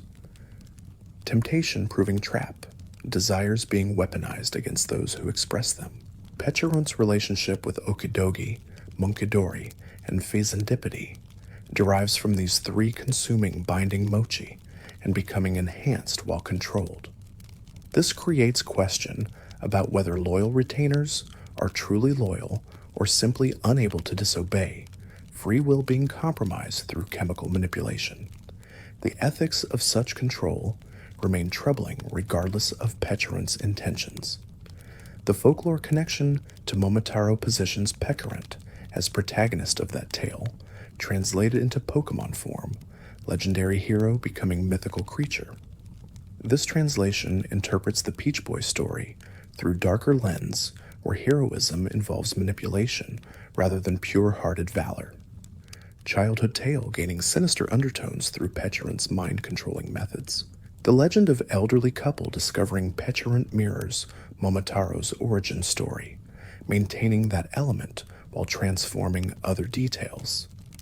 This couple adored Petchorant as the child they never had, paralleling how Momotaro's adoptive parents cherished the boy from the peach. The emotional core remaining similar, even as specific details shift between folklore and Pokemon interpretation. Malignant Chain serves as signature move unique to Petchorant, poison-type attack that can badly poison opponents through toxic binding. This technique demonstrates Petchorant's control-focused combat style, the mythical preferring to incapacitate and dominate rather than simply destroying opponents outright. Corruption and control being more useful than elimination for creature that builds retinues of enhanced servants. Petchorant's small size belies tremendous influence through proxy, the mythical commanding powerful subordinates while remaining relatively safe behind shell. This strategic approach suits creature lacking physical strength, intelligence, and manipulation, compensating for biological limitations. Brain over brawn taken to extreme, where Petchorant never needs personal combat capability. The Peach Shell provides both defense and thematic coherence, Petchorant being simultaneously vulnerable and protected. The shell can withstand considerable damage, but Petchorant must emerge to act effectively, creating tactical choices between safety and agency. Balance between security and effectiveness, defining Petchorant's operational parameters. Thanks for watching. If you enjoyed drifting through these quiet moments, there's another video waiting on the left of your screen. Let it play while you rest. You might discover something gentle before sleep takes you again.